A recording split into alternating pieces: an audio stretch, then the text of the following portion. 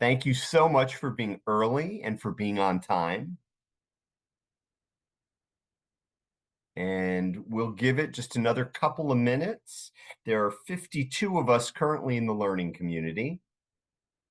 And what I'll throw out to those of you who may be joining a learning community for the first time, and many of you who look familiar to me and whom I know that I've seen before, you know that you can be ahead of the logistical curve by typing, good morning, Mandy, by typing your full name and where you're from in the chat.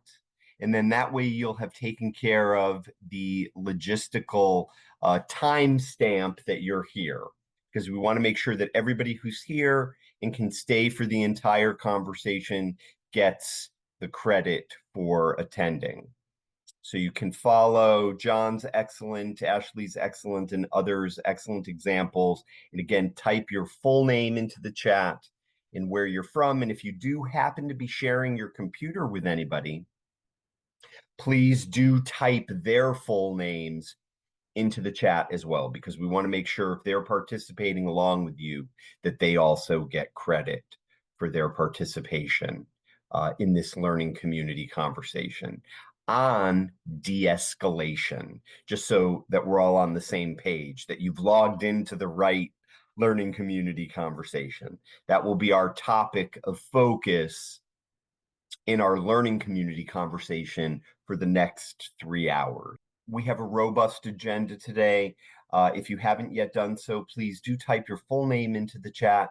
Let me, just by way of saying welcome, let me say and offer a very, very warm welcome back to anyone whom I've had the great opportunity, the privilege to be in a learning community conversation with in the past. Welcome back. And to those of you who may be here for your first time, and joining a learning community conversation with the learning community, let me extend a very sincere and warm welcome to you. Thank you so much for making the time to join this learning community to focus specifically today on the topic of de-escalation. Just by way of a very brief introduction, my name is Paul Warren. I'm currently a research project director at the New York State Psychiatric Institute in Manhattan. In fact, if you're traveling over the George Washington Bridge from New Jersey, heading toward Manhattan, if you look along the side of Manhattan Island, you'll see all these green glass windows. That's my office. So if you drive by, wave, I might see you. Actually, I won't see you unless I'm in the hall, because I don't have any windows in my office. Uh, I'm also very fortunate to be a senior staff trainer and curriculum writer for the Northeast and Caribbean Addiction Technology Transfer Center.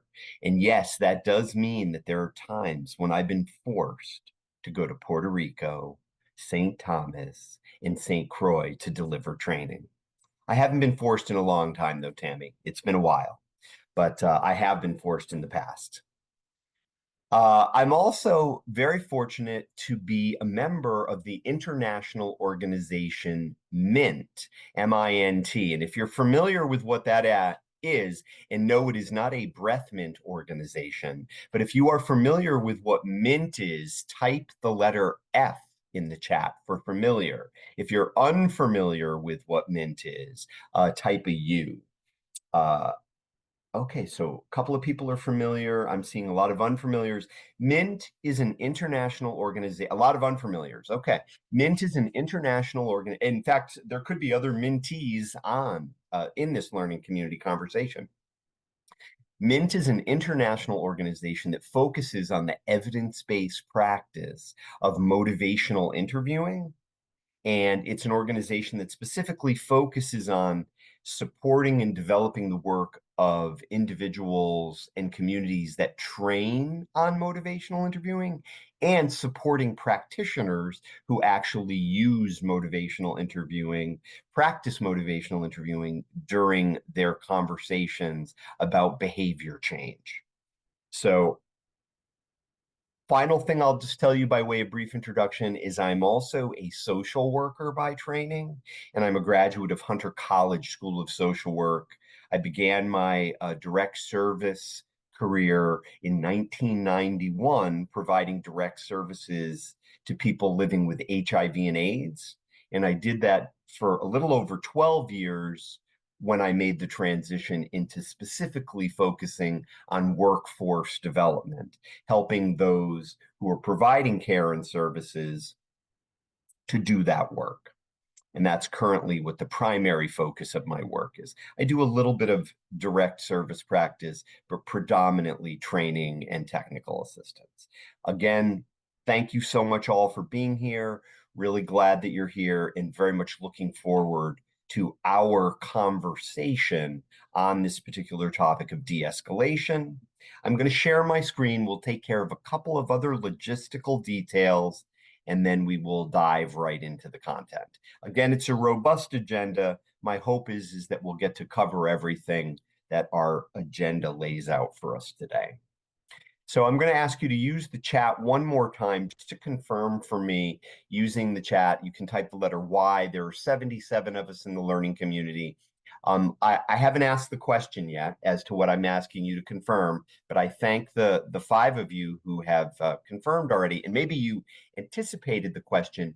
If you can see the slide and see me at the same time, type the letter Y in the chat. I can't see you when I'm looking at the slide, but it looks like at least 32 of you can see me. Fantastic. And I bet those other people who responded, they anticipated the question, because this is not their first time at the rodeo of our learning community conversations. Excellent. So again, de-escalation basic tools. Now I'm actually going to take the slides down for a minute because I want to say something about the title here. De-escalation basic tools. And you'll notice in smaller print for social workers. Now, I just want to say, you do not need to be a social worker in order to be part of this learning community conversation. If you are a social worker, yay, that's wonderful because I'm a social worker. I love other social workers. But you don't need to be a social worker to be in this learning community conversation. That was the title that this course was accredited under. And of course, we want to make sure that you get credit for your participation, continuing education credit. So we left the title the same. We've actually been doing this course for a number of years now. I developed this course a number of years ago. And what we found is that anybody who's having conversations within the social services setting actually could benefit from participating in this learning community conversation. So we left the title the same. Everyone who is engaging with clients, participants, patients, consumers, regardless of your role, can actually benefit from this learning community conversation. I'm going to share my screen again, and we'll move beyond the title and say, I've said this several times already, we are a learning community presently of 79 people. We were 80, but I think somebody either jumped out or got the Zoom threw them out, so hopefully they'll come back. But we are a learning community of 79 people at this particular moment. Because we are a learning community, because this conversation is meant to be relevant and meant to actually support the work that you do, what we discuss, what we share with each other may not necessarily reflect the official position of our funder. And that's perfectly okay, because they fund us to develop and facilitate learning community conversations that actually make a difference in your work.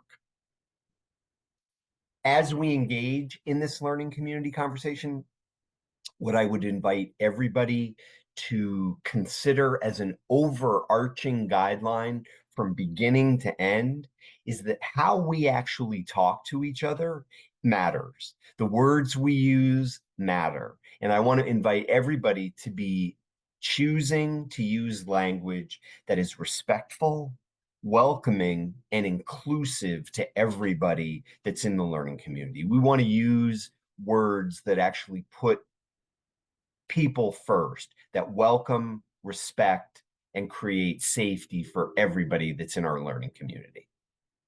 PowerPoint has now made it official.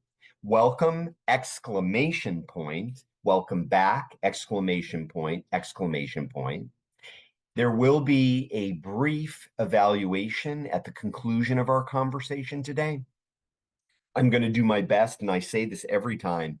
Sometimes I'm more effective at this than others, but I'm going to do my best to make sure that there's a little bit of time, a couple of minutes at the end for you to complete the brief evaluation. Please complete that once we receive your complete evaluation in about 2 weeks or maybe sooner. We will send you your certificate with credit hours if you stay for the entire time and participate.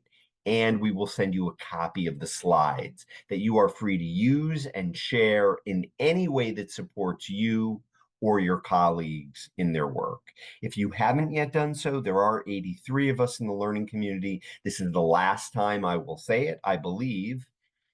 Please make sure that you've typed your full name and where you're from in the chat. If you are sharing a computer with anybody, please make sure to type their full name in the chat as well. You may or may not recall that when you registered for this particular learning community conversation, you actually agreed to be on camera and to have a working camera and a working microphone. Now, having said that, let me say that I know out of 83 of us, there may be a few of us who at some moment during our conversation may need to step away. If that's the case, if you need to step away for a moment, just send me a private message that says, I'll be right back, or I'm stepping away. Just send me a private message saying that, step away for a moment, and then just rejoin when you get back. Now, a word about stepping away. Stepping away means for a moment or two. 30 minutes, 15 minutes, an hour. That's actually stepping out. So if you need to step away, please do. If you step out, Zoom monitors that. And Zoom will give us a report at the end, and we can't give credit to people who have stepped out. If you step away for a moment or two and you send me a private message and let me know that, and then come back, great. The other thing that I'll ask, because there are now 85 of us in the learning community, if you don't have anything that you want to say at a particular moment, if you wouldn't mind remaining muted. Now, having said that, if at any point you want to ask a question, share some information, share a reaction, share a perspective, your thought, don't hesitate to unmute. I do not mind being interrupted. If I'm in the middle of something and you want to add something, feel free to unmute and just say, hey, I'd like to ask a question. I'd like to add something here. Now, what I would ask, though, is if anybody else in the learning community, if any of the 84 others of us in here have the floor and we're making a point, I will ask that you not interrupt them. You can interrupt me, but please don't interrupt anybody else. If you want to respond to something that somebody said, that's great. This is a learning community. That's what we're here for. So you're more than welcome to do that. But please don't interrupt anybody else. The other thing that I just want to acknowledge is that we are a learning community. We all bring our unique and individual experiences to the table. So we may or may not agree on what information is being covered, what thoughts are being, put out on the table. We might not all agree, and that's okay, because it's an active, live learning community. What I would ask, though, is if you hear something in particular that you don't agree with, or you have alternate or different information that you'd like to share, that's fine. What I would ask, though, is that we try and offer each other the respect of allowing people to make their point, listen to what somebody is saying, And if we want to share another perspective, I'll do my best to make sure that we have an opportunity to do that. So we don't have to agree or all be on the same page. It's probably not really possible with 85 people. And then the final guideline I would ask all of us to consider is that we make I statements. I believe this, I know this, as opposed to, everybody who does this feels. Again, I can only speak for myself. I can't speak for other folks. Now, I'm going to advance the slide, and I think it's going to go to our goal, which we're going to come back to in a minute. But before we do that, I just want to ask if you can, having considered the guidelines that I just shared, can everybody agree to those guidelines? And you can wave, nod, throw money, give a thumbs up, make a direct deposit in my checking account. I'm putting the number in the chat. Excellent. Very good.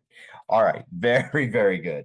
Rebecca is considering depositing in my checking account, but it's okay, Rebecca. Your agreeing smile is more than enough. Thank you. Excellent. All right. So those are our guidelines, folks.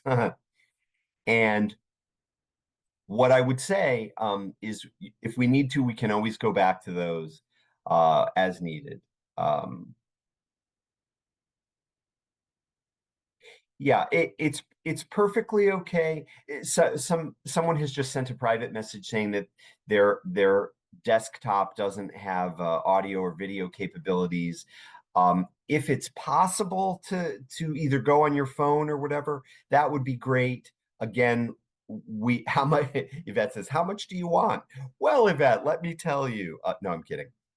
So, folks, if you can participate with audio and video, that's ideal. That's what the original agreement was. But again, if there are things that are keeping you from being able to do that, we're just glad you're here, and please participate with what you have.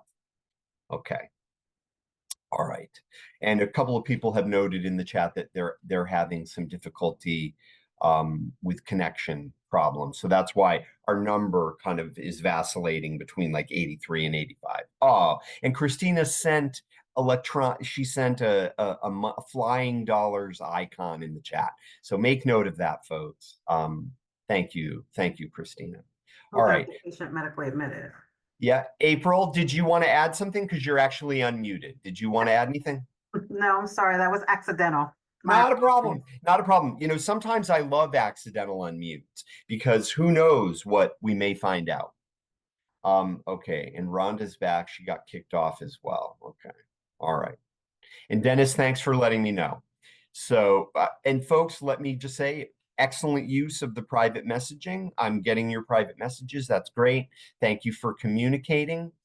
I'm going to share my screen because there's something in the goal of our learning community conversation that I want to underline in terms of our focus today. And I want to get your perspective on this. So I'm going to share my screen again.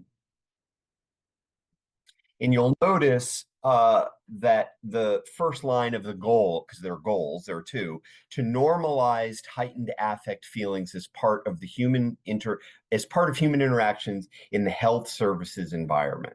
And again, the second part is that we're going to be hopefully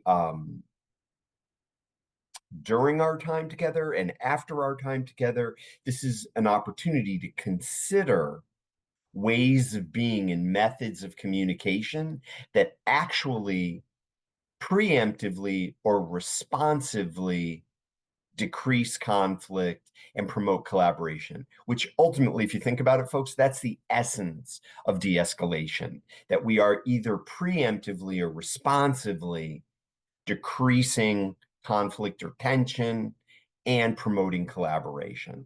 So ultimately, that's what the whole body of this content is really intending to focus on. But I want to go back to the first part for a minute. And I'm going to take my screen down because this idea to normalize heightened affect or feelings as part of the human interactions associated with the health services environment. And I'm going to stop sharing my screen.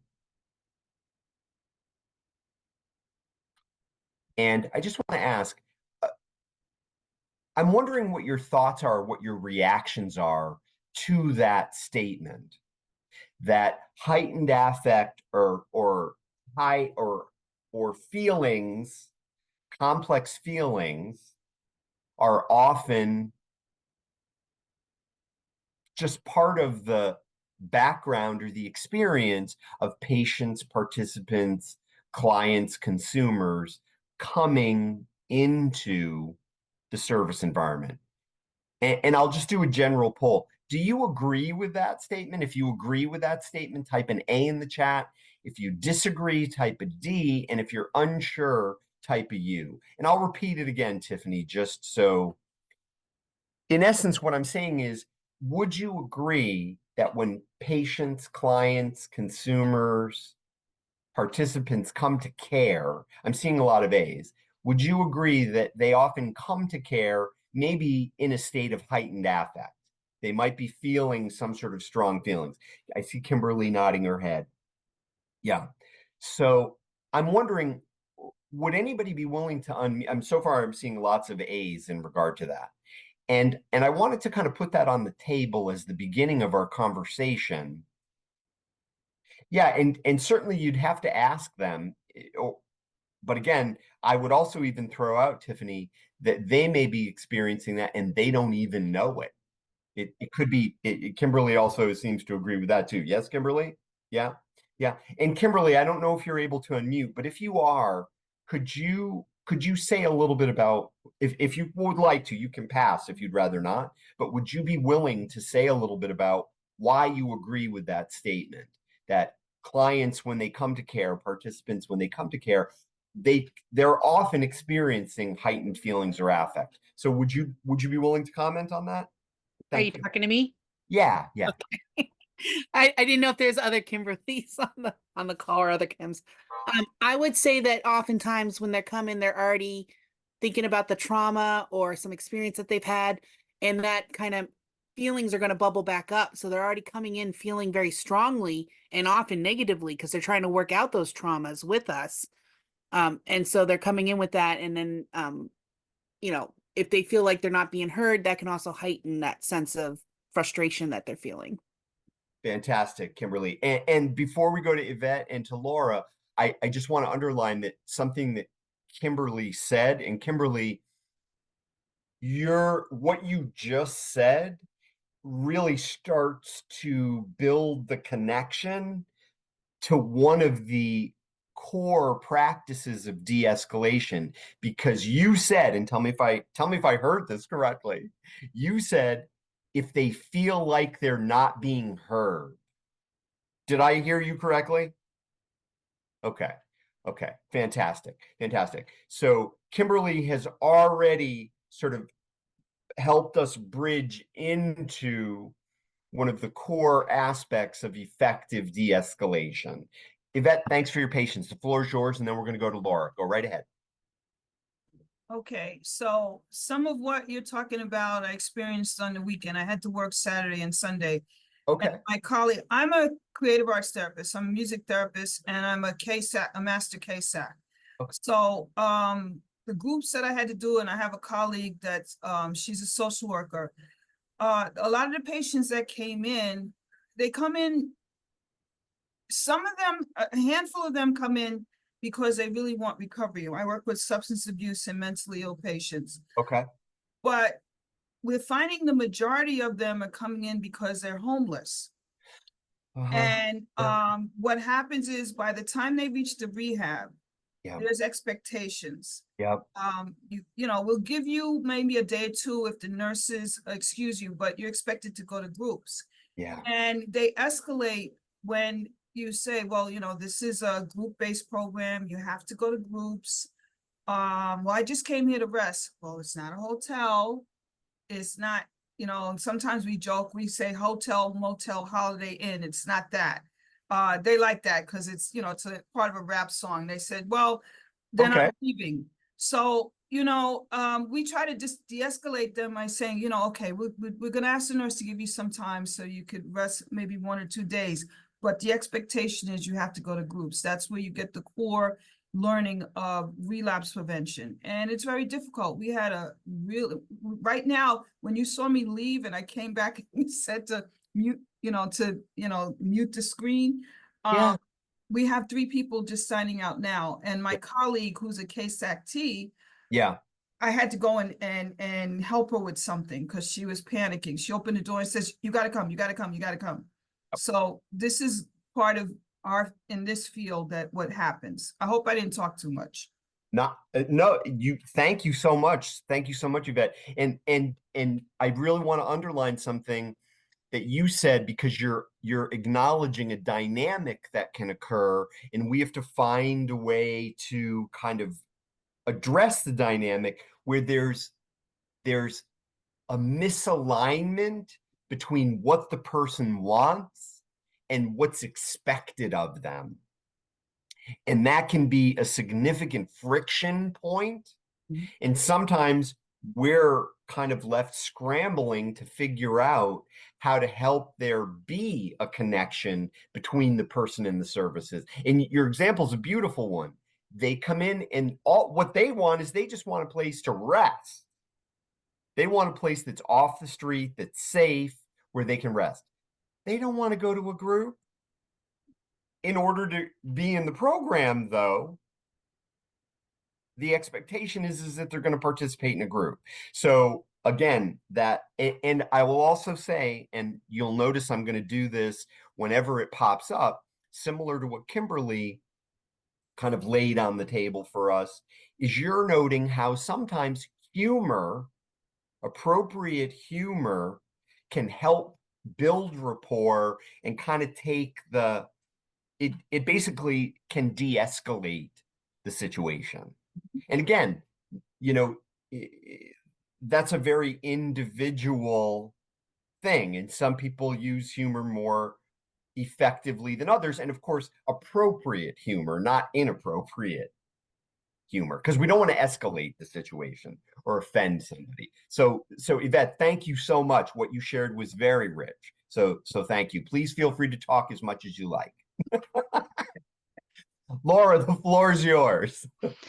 Thanks. I was thinking about when you said they can come in the door escalated. I've worked with both mandated and voluntary clients, and I feel like with the mandated clients, like Yvette was saying, there's those expectations from, whether themselves or outside forces, and so they can come in thinking, I just have to get through this to appease somebody, and so wanting to not be in trouble or be reprimanded to court if that's the situation they're in. And then on the other hand, for voluntary clients, I find that by the time they decide to come to therapy with the stigma that still exists, they're like, this is my last resort. So they come in that state of desperation to get some help. Yeah. And I mean, a word that you use, Laura, and I think it's an important word to honor and acknowledge, because let's face it, folks, if someone's entering into the situation in a state of desperation, they fear and feel it may be their last opportunity, that's bound to increase someone's affect or someone's tension. Or trigger their fight or flight response. Yes, absolutely. Absolutely. And it's so funny, Laura, I don't know if you've seen this slide deck before, but I do have a reference to those basic human responses: fight, flight, fawn, which is where they become a people person and like, yes, I'll do that, or freeze, where they actually shut down. These are these 4 basic human reactions. And sometimes in several people, I think Laura, both you, Yvette, and Kimberly talked about people being triggered coming to service. And when people are triggered, folks, those basic instincts kick in. Yeah. Go ahead. Tiffany, did you want to add something? A lot of those basic triggers come from experience, because when you deal with people who are in that type of social work field, there a lot of them, not everyone, but a lot of them, from what I've seen and experienced working with people, are extremely disrespectful. So it's like they treat them as a lower class citizen, Mm, and they know which buttons to push to trigger that individual. So, mm, for example, people from my experience that have these issues that they suffer from, yes, when you trigger them, the first yes. thing they do is yell. Mm, And when they're yelling about everything that just happened. You said this, and I'm trying to do that, and I just got here. And yeah, instead of de-escalating by saying, hey, why don't you go outside, take a break, come back in when you're ready, yeah. they're immediately calling security or taking Mhm. a step further. So that's where a lot of that anxiety comes from when they're mandated to be forced to go through those doors. Yeah, thank you. Thank you so much, Tiffany. And I want to underline something that Tiffany is saying, because Tiffany, this is something that doesn't often so clearly make it onto or into the discussion around de-escalation. But Tiffany, since you said it, I think it's important to acknowledge it, is that sometimes folks, workers, sometimes ourselves, sometimes our colleagues. And again, I know I'm making a generalization. I'm not making an I statement here. So I want to acknowledge that. Because I want to follow our guidelines too. But building off what Tiffany said, I just want to acknowledge sometimes, folks, that sometimes I can make an I statement here. Sometimes when I've talked to clients because of where I was coming from at that particular moment, and I'm going to say this, I've actually escalated the situation. I didn't de-escalate it. I escalated it. And it's important, I think, to acknowledge that, because in the position that we're in, if we're coming from a particular place, we can actually escalate the situation. We can actually trigger that person. We can actually escalate the situation.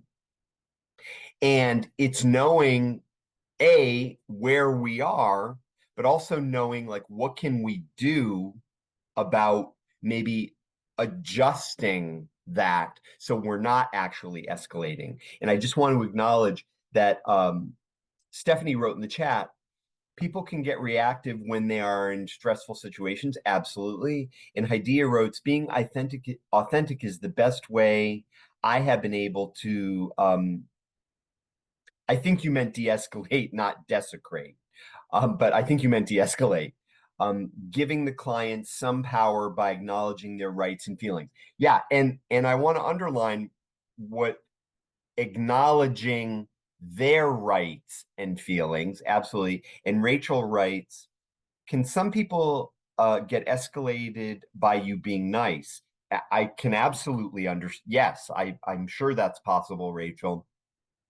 I feel like I was nothing but nice to one client, but she always seemed to be on edge with me. Maybe being nice can be a trigger. Yeah, for absolutely. For some people, being quote unquote nice can be a trigger. And sometimes that trigger has nothing to do with maybe how you're interacting. Maybe it's counter transference.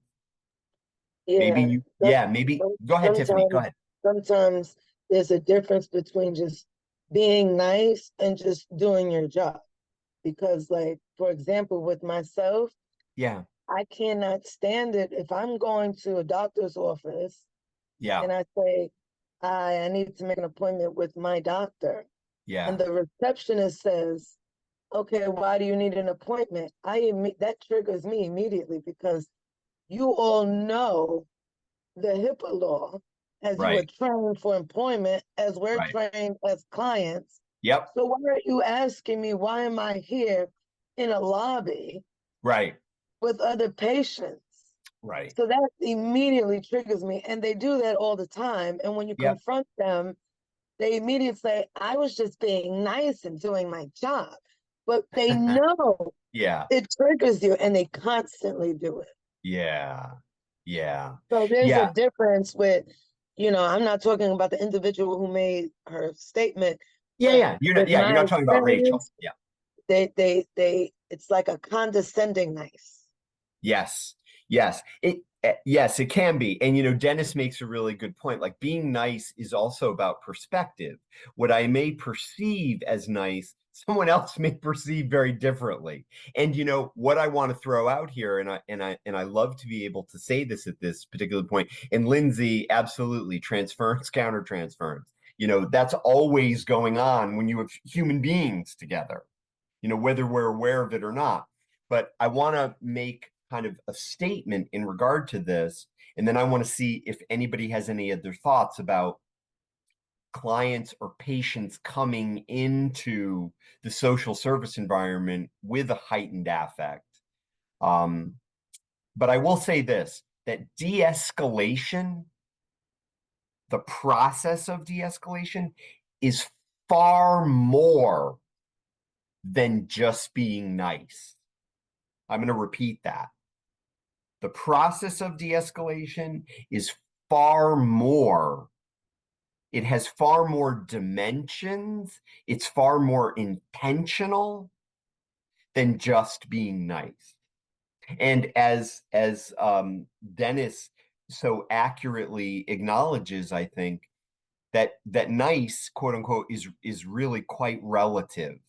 And for some people that could be perceived, and Tiffany, you put a very clear kind of spin on it, that some ways of interacting can actually be perceived as condescending, that like you're just not treating me as a real person or an adult, as an adult. So just keeping that in mind, that's very relative. And de-escalation is much more dimensional. And I'm gonna throw this out at this particular moment as kind of the core foundation for us all to consider. And I really want to thank what people have said so far. And then we're going to go to Haidia in just a minute.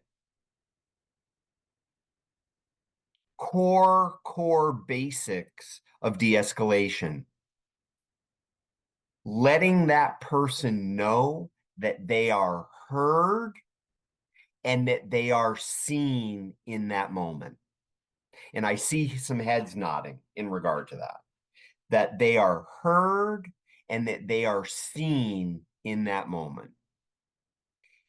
If there's only one thing you walk away with, and I hope there'll be more than one, but if there's only one thing you walk away with from our time together today, is just reinforcing that idea that we are focusing on communicating to this person, we hear you and we see you at this particular moment, can go a long way. Haidia, the floor is yours. Go right ahead. I was just going to say, I used to work for DCS Yep. as an assessment worker. So I would be like the first person knocking on the door. We do pop-ups and stuff. And of course, that's a triggering thing for a lot of people because they don't know what to expect, even if they haven't done anything. Yes. And so it's, whether it's the child or the parent, they're automatically thinking like, my child is going to get taken or whatever the situation may be. Yeah. And so for me, I found myself being successful in my role by just, like I said, being authentic, making sure I explain everything, educating them, letting them know from the jump you have the rights. And, our system is not perfect. And, I'm real with my clients and stuff like, hey, it's not perfect, but that's why I'm here to see. And so it's always me explaining, me giving them that space to, be them as well, like being heard. If you're angry, okay, let it out. But I also have to be firm and let them know, hey, I will not disrespect you. Don't disrespect me.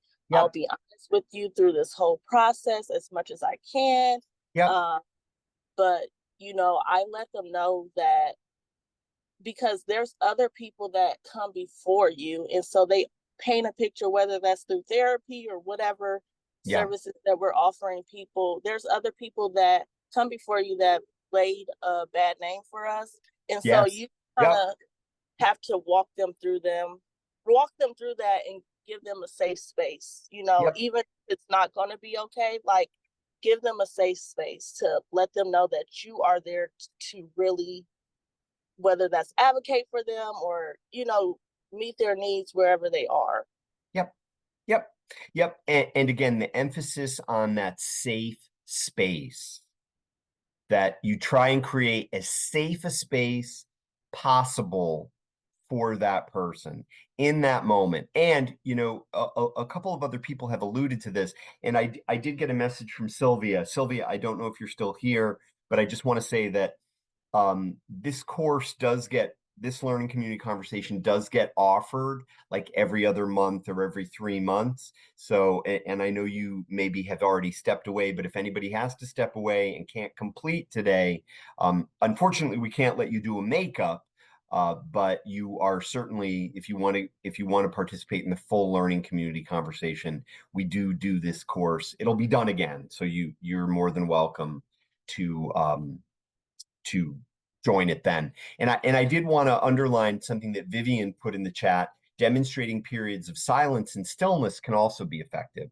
Absolutely, the idea that we want to make sure that we're giving people kind of the space, and sometimes that means we're silent or we're still, so the person can kind of be with where they are. Not a problem, Stephen. And just type your full name and your and where you're from in the chat. That'll be great. And you're not the only one who had a little bit of difficulty. And Sean writes, I often do that with my students, letting them open up. Okay, fantastic. And Sean, I don't know if you want to add anything more to that about how you use that with your students. If you'd like to unmute and say a little more about that, by all means. Or if you want to put it in the chat, whatever works best for you. Okay.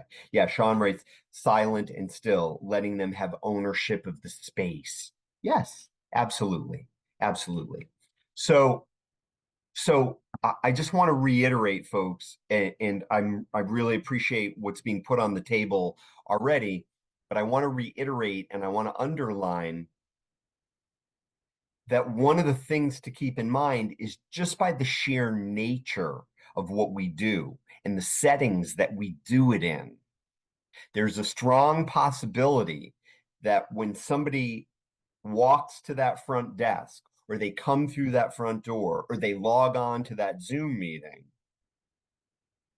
that it's really possible that they may be coming to that moment already in some sort of elevated state.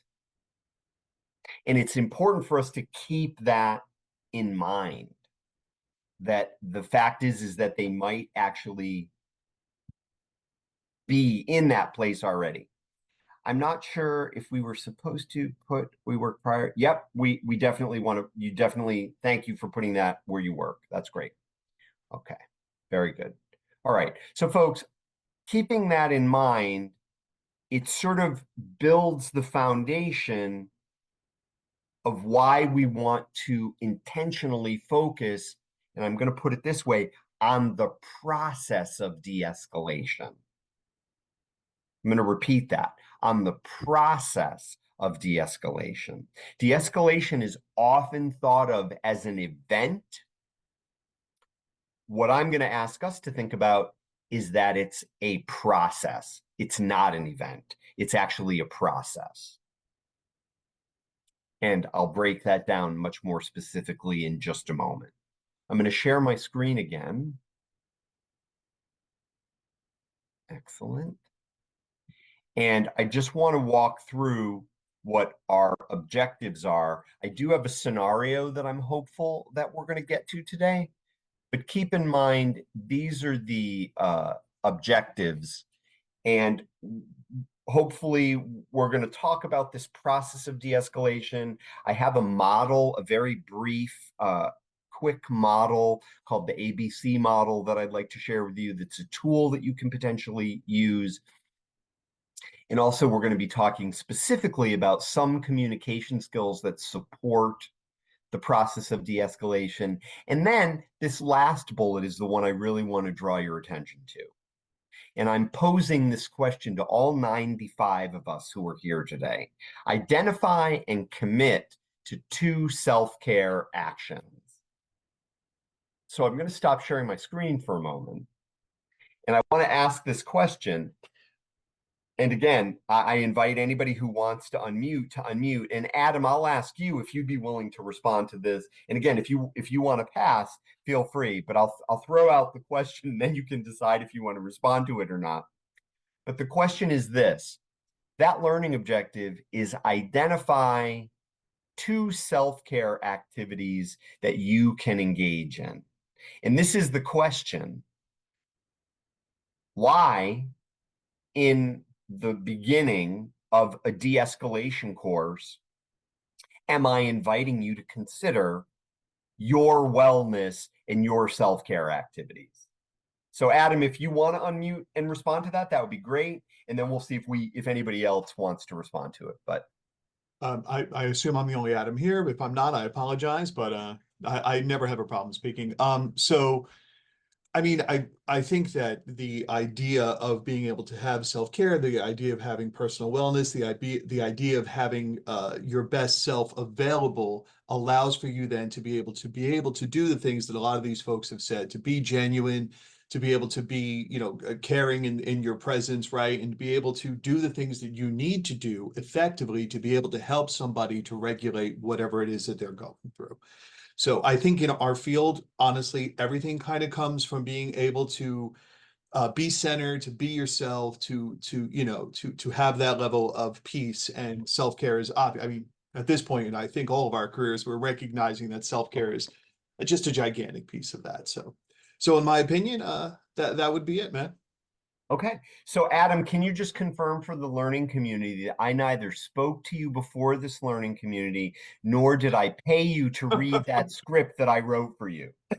No, sir. No, but I think we've been doing this a very long time. I actually work in a psychiatric emergency room. So Yes. de-escalation is kind of a thing that we go experience every single day. And also working with the population that we work with chronically mentally ill individuals who are obviously in a very decompensated state, right? You really have to be able to take care of yourself. You're seeing and hearing terrible things rather frequently. Yep. So Yep. being able to take care of yourself, to be able to do the things that you need to do is imperative to be able to be successful. Thank you. Thank you. Adam, thank you so much for starting us off. Cheers. Excellent. And Lisa, I'm wondering if I saw you nodding your head when Adam was saying that, Lisa Minio. And I'm wondering if you'd be willing to unmute, and if you have any thoughts that you'd add to what Adam said about why I would be introducing your wellness and your self-care into this conversation about de-escalation. Yeah, sure. I think how you started the interaction, right, Paul? Like when you started the training, you talked about how there are times where you could even recognize how your own stuff could have potentially escalated a situation. I think that's kind of like taking your point and Adam's point together and just recognizing when we're overwhelmed and frustrated and we have like a lower frustration tolerance, we are not pouring from that same like, okay, we have this patience and understanding and empathy that comes, mostly naturally for us in the helping field, but also that can be tiresome, especially if there's a lot going on in our personal lives, a lot going on in our work lives. So I think it is important to understand the context of what's going on for you as an individual. Fantastic. Thank you. And Lisa, you prompt me to want to make a statement, and I see that a number of people have responded in the chat too, about self-care and wellness. Because I need to be grounded in self. Very true. Self-care is key to refueling enough to be fully available for them. Agree with Adam, when working in high stress areas, having good and flexible self-care is imperative. Vicarious trauma in the workplace, important to self-care, absolutely. And I'm going to make this and Rachel writes, the better the state you are in, the better you can respond effectively to a situation. Self-care is the best care. I like that. I think I should get a t-shirt that says that. Self-care is the best care. We have to give Vivian $1 every time we wear it. Anybody want to add anything else about self-care? And then I'm going to make a statement that I'd be very interested to see. Some jobs acknowledge. Go ahead, please. Go ahead, Is that Tiffany? Yes. Go ahead, Tiffany. Go ahead. Some jobs acknowledge self-care in the workplace. Yes. And they'll do retreats with like a healing retreat. Mm-hmm. And they'll go away, they'll take a trip, they'll have like a specialist to speak to everyone individually. Yeah. Meanwhile, you relax, massages X, Y, and Z, but some places do things like that too, because the work that we do, it becomes personal sometimes. And we can't help it because we're human, because some people look at it as their clients and some people look at it as that could be me one day. Yes. Yes. Yeah, absolutely. Absolutely. And I like the fact that you're really acknowledging, Tiffany, that there are some work settings, some companies, some programs, some agencies that have the resources to, provide self-care opportunities. And then there are, of course, those that absolutely don't, and everything in between. So, and I mean, I'm making an I statement here. When I was early on in my career and providing care to people living with HIV and AIDS, there were resources that were in place that as we continue to do that work longer, those resources became unaffordable for the organization. So we actually lost them and then had to, we had to come up with our own self-care things. Yeah, go ahead, Stephen, please. Go right ahead, and don't hesitate to unmute, but go right ahead. Yeah. Yeah, what I wanted to say, Paul, is that as much as we look at the nonverbals of our clients and our patients, if we're not doing good self-care, our nonverbals are going to affect our attunement ability. Yes. Yes, absolutely. Stephen is absolutely right. And Stephen, it's very appropriate that you'd be talking about nonverbals from clients, patients, and consumers, as well as the nonverbals that we might be communicating to people. Because when someone's in an escalated state, they're acutely aware of nonverbal communication. Because they may hear the words, but in their escalated state, they may not be able to attach the meaning. So they're actually watching nonverbal behavior. So Stephen, you're 100%. And thank you for putting that on the table as well. It's important to recognize that different self-care for different times is needed. Our mental health is fluid. Absolutely. It's not just like a one and done. Depending on what's going on, we may need different things. This is the statement that I'm going to throw out to the learning community. And I'd like to get a sense of if you agree with this statement or if you feel it's an overstatement. Okay? So I'll make the statement, and if you agree with it, you can type the letter A. If you think it's an overstatement, you can type the letter O. Okay? But I'm going to throw it out there, and it's based on what we've been talking about. Effective de-escalation is directly connected to our level of well-being and self-care. Effective de-escalation is directly related to our level of well-being and self-care. So far I'm seeing all A's in regard to that. And if you disagree, half and half. Okay, yep, half and half. I understand that. And again, we don't have to all be on the same page. I'm just throwing that idea out there for everybody to consider. Because what I can tell you, and I don't know if you've been to other quote unquote de-escalation learning community conversations, but I got to tell you, the ones that I've attended never said a word about self-care or well-being, worker well-being.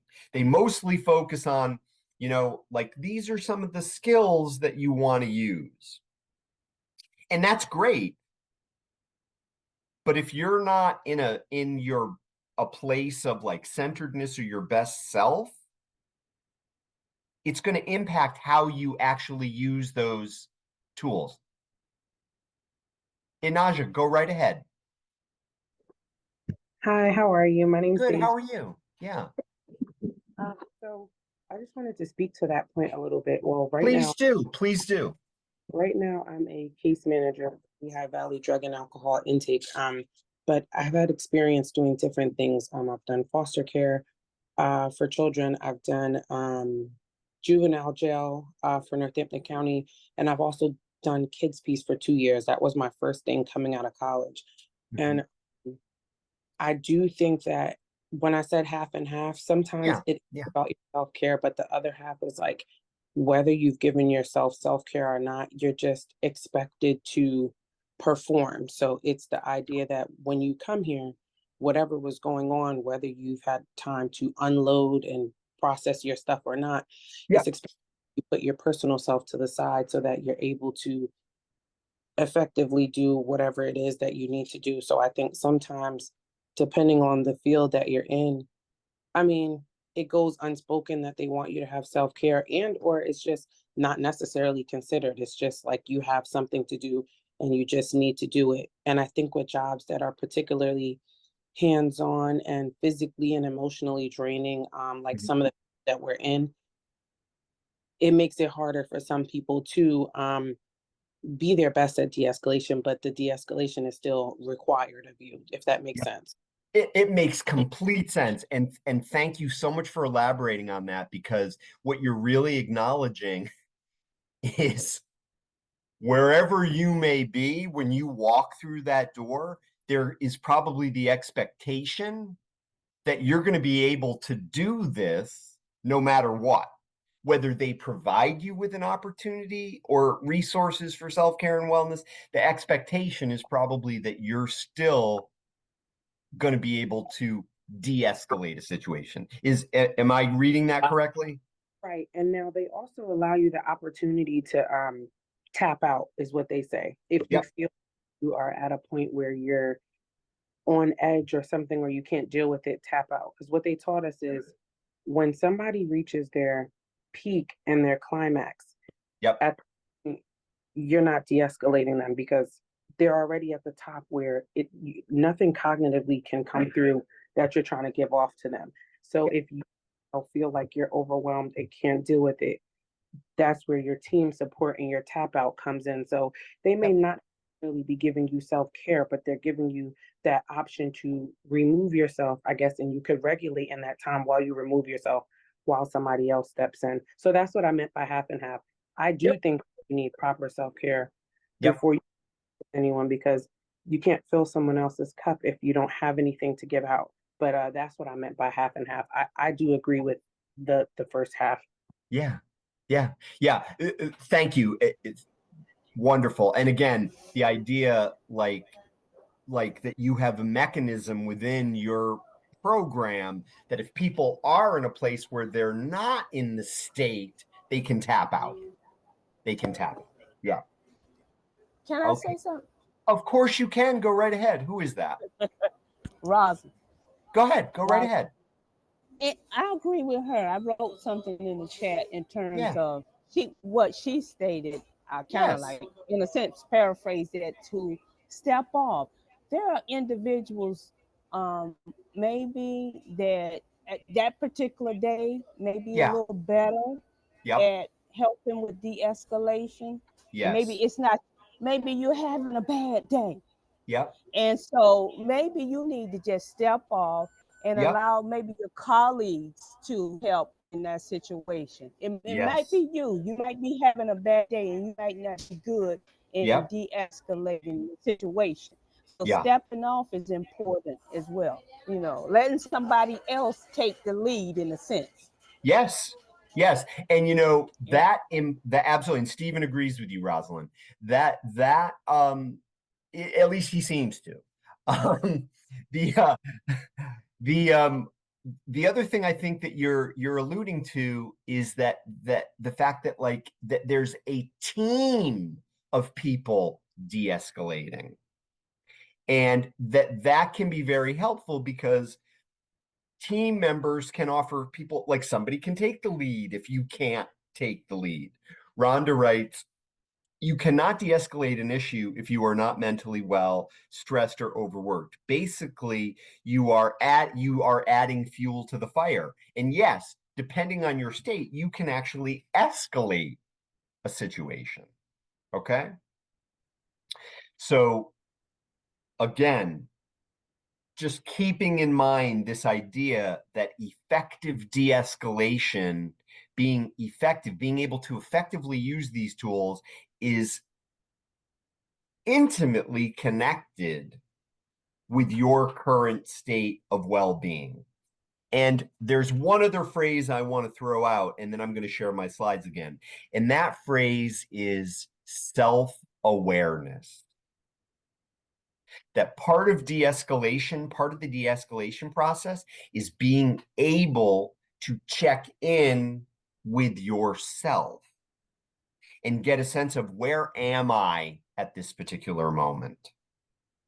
What's going on with me at this particular moment? I don't know if anybody in the learning community has ever done this.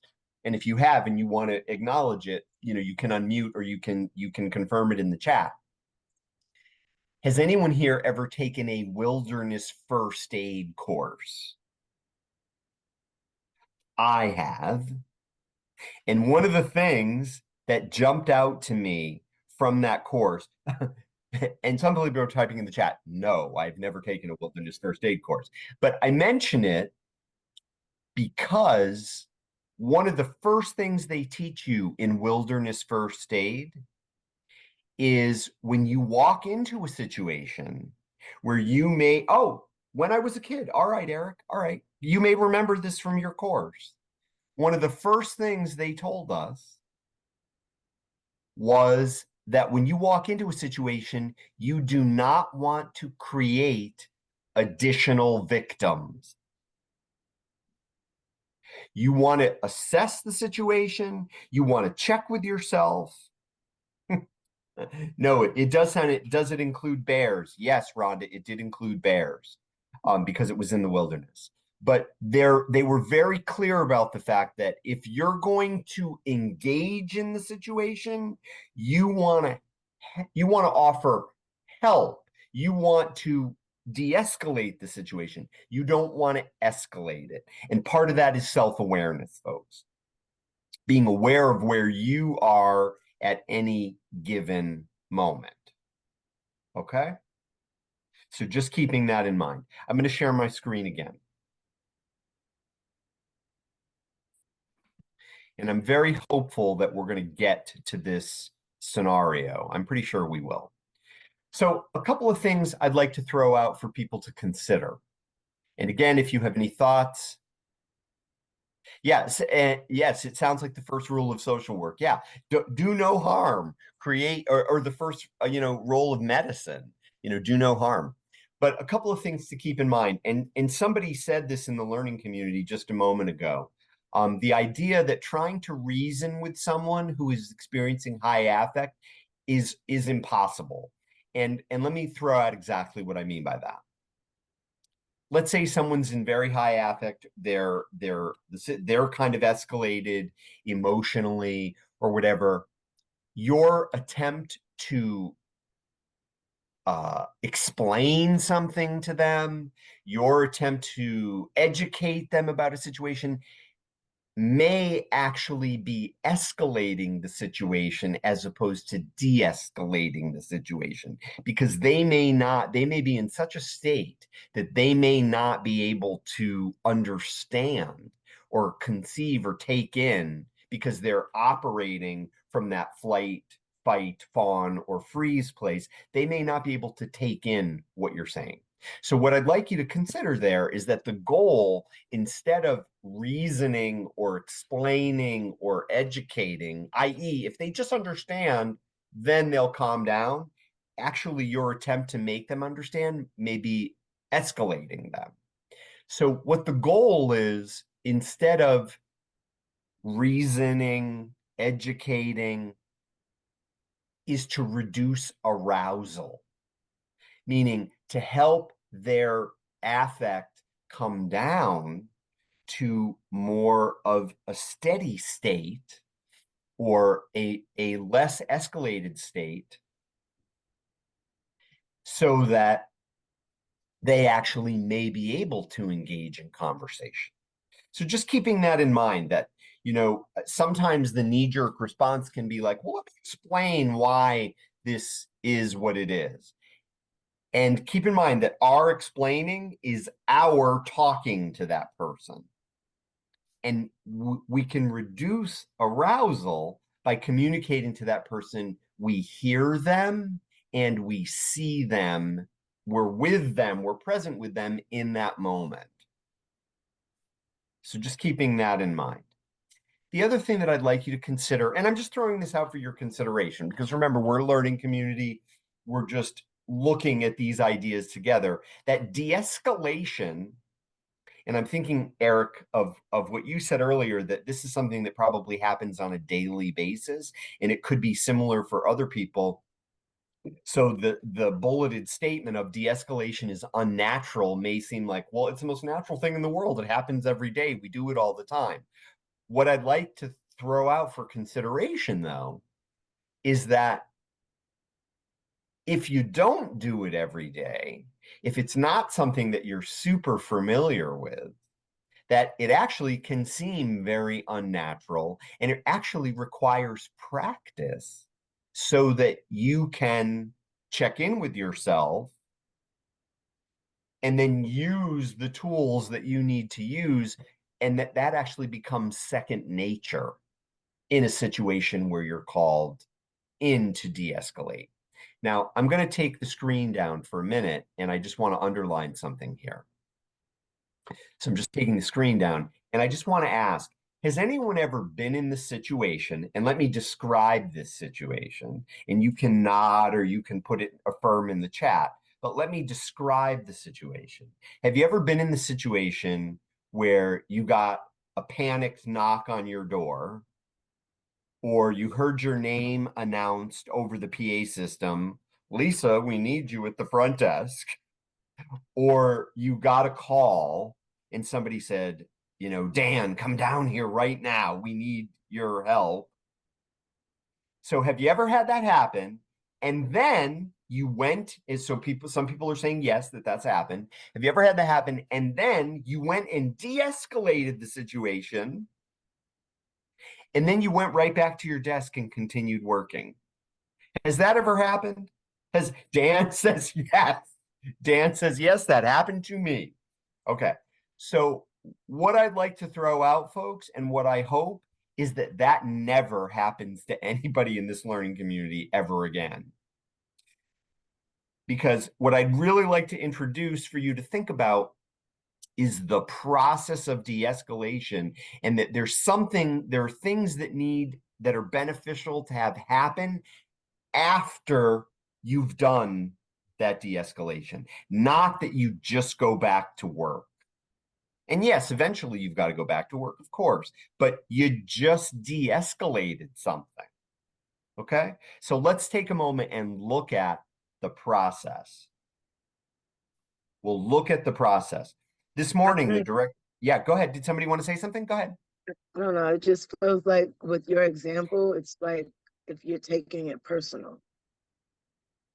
That's what it sounds like to me. Say a little more about that, Tiffany. I'm not sure if I understand you. Because you're saying like, what do you do after you de-escalate the situation? And like, if there's a process before you just jump right in going back to work. But that's like, if you sometimes, and sometimes you can take things personally because we're human, but Yeah. but usually when you just de-escalate a situation, Yes. you're coming into the situation neutral. Yep. You're Yep. True. taking any sides. You're just, okay, this is how it should be. You go left, you go right. Usually they agree, and then you go straight. Yep. So, I guess it depends on the situation. Yes, truly. Truly. Yeah. And let me be clear, and we'll go right to Lindsay in just a minute. Let me just make the statement, Lindsay, and then I'll hand you the floor if that's okay. Is that all right? Yep. Okay. So I just want to be very clear. The thing I'm underlining here, and I understand what you're saying, Tiffany. The thing I'm underlining here, folks, and again, maybe takeaway number 3, if there is a third takeaway. If you're involved in de-escalation, it has an impact on you. And what I'm suggesting is that there are processes, there are things you can do after you de-escalate so that you address that impact and prevent that impact from being a negative impact on you. So I just want to be clear that that's what I'm getting at about what I mean when I say, I hope that you never get that call again. You're called down to do it, and then you just go back to work. Because I want to acknowledge that the practice of de-escalation, it has an impact. And if there isn't something that is helping to support you in that impact could be negative. Lindsay, thanks for letting me make that point. Go ahead, the floor is yours. Thank you. Yeah, no problem. So I'm a yoga teacher, so I get a little woo-woo, if you will, occasionally. Woo away, But, woo away. one of the things that we have 5 bodies, one of which is the energetic body, which is 6 feet outside of our bodies. And so like if we're de-escalating, we're in a situation with someone whose energy is very high or chaotic, whatever that may feel like, we actually experience that energy as well. And whether it's like, it doesn't necessarily have to be personal to affect us. And so that's where like having the self-care practices, when we do them regularly, it can be super simple. It can be like, I may just need a few deep breaths in order to release those things. Like I may be able to walk to the next thing, but I need to know what it is I need to do to help re-regulate my own nervous system, energy, body, all of those things, so that I'm not taking that in and shifting it onto somebody else. So that's all. Fantastic. And Lindsay, I'll add one other thing before we go to Yvette. So I'm taking it in, I'm not shifting it to somebody else, and or that I'm taking it in and then I'm holding on to it.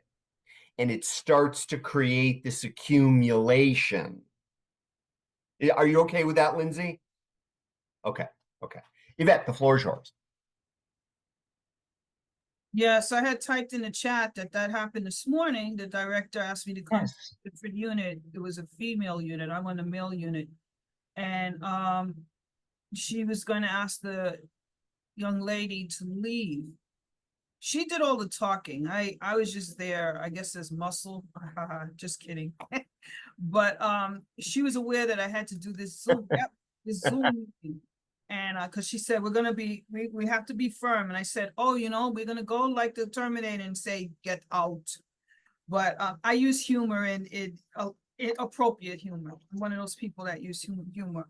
Yeah. But she did all of the talking. And then she said, Yvette, why don't you go downstairs and do the training? I'll take care of this. So she had the security up there and the nurses up there. So it really didn't affect me, but this weekend there was a lot of de-escalation. And what I usually do is I go into the break room to just woosah, or I take a walk. Yep. Yep. And very similar to what Lindsay was just saying. We know ourselves, we know what we may need to do in order to let go of or manage what that is. Again, and I want to underline what Lindsay said. So we don't act it out on somebody else. or so we don't hold on to it ourselves and it builds up this accumulation that starts to have a really negative effect on us. Yes, absolutely. All right, so I'm going to share my screen again. Thank you for considering and discussing those points. So again, I've said it several times already, but I want to just be very clear that we're thinking about de-escalation as a process, not an event. And what I'd like to just lay out for you here is this little simple, brief map of that we can think about the process of de-escalation as having a before, a during, and an after part. So having said that, before we ever de-escalate, we can actually develop de-escalation plans. We can be very clear about assessing, in our particular situation, in our particular setting, these are some of the situations that occur. These are some of the hot spots. And again, some of those things you'll be able to anticipate, others of them you won't, because that can be the nature of de-escalation. Like something jumps off and you had no idea that this was going to be a problem. Some of them, though, you can anticipate and you can plan around them. And through that planning, you are actually engaging in a preparing process for when that quote unquote scenario occurs. And then you can practice. If you have colleagues that are part of quote unquote the team, you can actually practice. You can have a coworker be the escalated client, and everybody kind of knows their role, and you run through that, and then you focus on it and consider like, well, how did that go? Is there anything we would tweak or replan in regard to our process? So this is all before. Now, let's say you do get that page, or you get that over the intercom system if your program has that, or you get that knock on your door or that telephone call. You can actually prepare before you walk into that situation. You can remind yourself that you're going in to de-escalate, that you are part of a team, that you have prepared, and that you have a plan. So you can talk to yourself. And yes, absolutely, Stephen, it's about being proactive, not reactive. It's being prepared before you have to conduct the interaction. And again, we can't prepare for every situation, but we certainly can prepare for some of them. And that preparation will help us, hopefully, in the situations where we maybe didn't anticipate that particular scenario. So then we go into the situation and we actually de-escalate. So we've taken that moment before, we've prepared ourselves, we walk in, we don't create additional sort of escalation, and we de-escalate the situation. We were in that moment with that person, we've been exposed to that energy.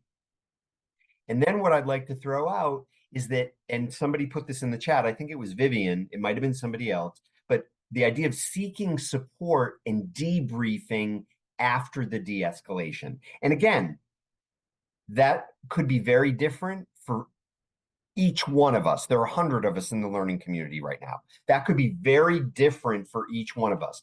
What I'd like to throw out for the after process is that after you've used those skills, after you've been in that moment or those moments with that person, regardless of how intense or straightforward the situation was, that you can seek support, and that the intention of that support is to debrief. And you can, together with others or yourself, you can reflect on the situation. You can reflect on the fact that you de-escalated, what that brought up for you, what that may have triggered for you, what feelings it may have left you with, and it may be very minimal, but you engage in a process of reflection. And then, as needed, you can revisit the plan. You can revisit your individual plan about what you do before, during, and after, and or you can revisit the larger plan.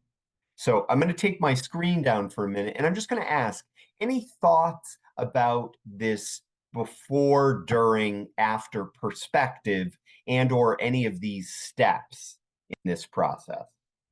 So any thoughts, any reactions to that before, during, and after perspective?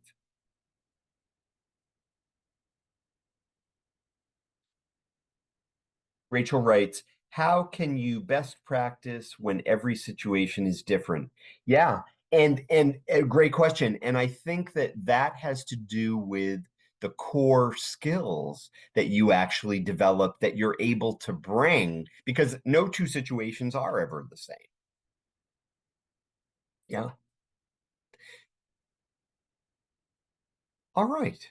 All right. So again, I throw that out there for you as kind of this framework that you can consider, that de-escalation can have a before, the process of de-escalation, not an event. The process can have a before, during, and after, and you can think about these different places within that before, during, and after. I'm going to share my screen again.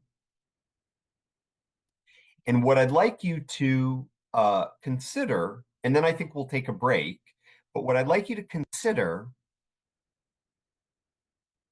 is this care, welfare, safety, and security model. This is a model that I'd like to just share with you as a way of thinking about that whole process of de-escalation. So the process of de-escalation, the before, during, and after, is the larger kind of framework. This care, welfare, safety, and security is a way that you can be thinking about the process of de-escalation in terms of its core values or way of being when we're interacting with this person. So this first element of it, the care element of it, that we want to try and do our best from our best self, from a calm, stable place. We want to try and do our best to look at any escalated situation and try and see it through the client's eyes, to really try and see it through their perspective. And that really does take an intentional openness to trying to see it from that perspective. We also, and I think it was Stephen who said this, the idea of that our nonverbal behavior. We want to make sure that we communicate our care, our compassion, our empathy, yes, through our tone of voice and also through our nonverbal behavior, our facial expression, our placement in space, our proximity to the person. And again, being very attuned to the impact that our nonverbal behavior is having on the person. And then keeping in mind that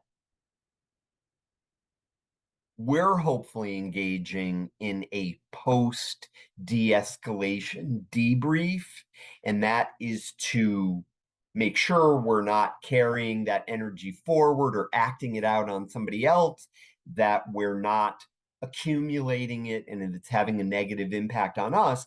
And keep in mind, folks, that sometimes from a care perspective, when the client or the person is regulated, or maybe a couple of days after the situation, sometimes we can debrief with the client or the participant or the patient, because it can be a learning opportunity for them as well. So from the care perspective, keeping in mind those particular, a learning opportunity and or character building. Absolutely, Dan. It can be a growth opportunity for them as well. Now, from the welfare perspective, again, doing everything we possibly can because we want to make sure that we're not re-traumatizing, embarrassing, or humiliating people because those can be very powerful triggers. Again, making sure that we're fostering a relationship that's based on trust and understanding. And I'm very curious because there are 100 of us in the learning community, which is fantastic. Rachel writes, sometimes it takes a day or two to process and it doesn't hit right away. So needs to be discussed again. Yes, absolutely. And again, the timing is critical. I do want to ask in the chat though, of the 100 of us that are here, when you, or the 99 of us now, because I think somebody just either, hopefully they didn't get kicked out. But for those of us that are here, if you had to guess what percentage of the people you provide services and care to, if you had to approximate, you may know specifically, but if you had to approximate, what percentage of the people that you provide care to have either experienced historical trauma, intergenerational trauma, complex trauma, may be experiencing trauma now? What percentage of the, and you can put it in the chat, what percentage of the people that you provide services or care to have experienced or are currently experiencing trauma? All, Rachel says, 100%, 99%, 100%, 98%. All, Bridget says, 50 to 60%, Stephen says, 99, Eugene says, all, Rose says, 100, Christina says, 70, 99. Okay, so these percentages are very high, folks. And again, as was said in the early part of our conversation, that sometimes because people have a history of trauma or because they're currently experiencing trauma, they may be coming to receiving care. Greater than 90%, Tony says. Courtney says 99%. Okay, Grace said 70. Yep. So again, doing everything we possibly can to prevent humiliation, embarrassment, and traumatization.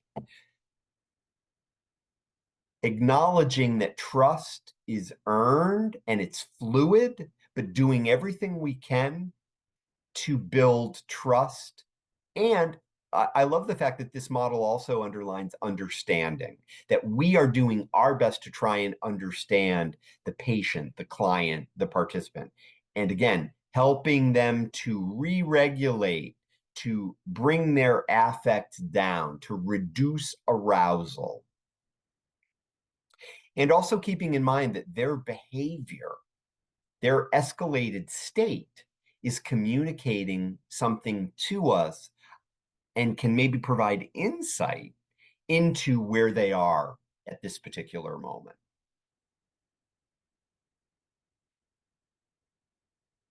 All right.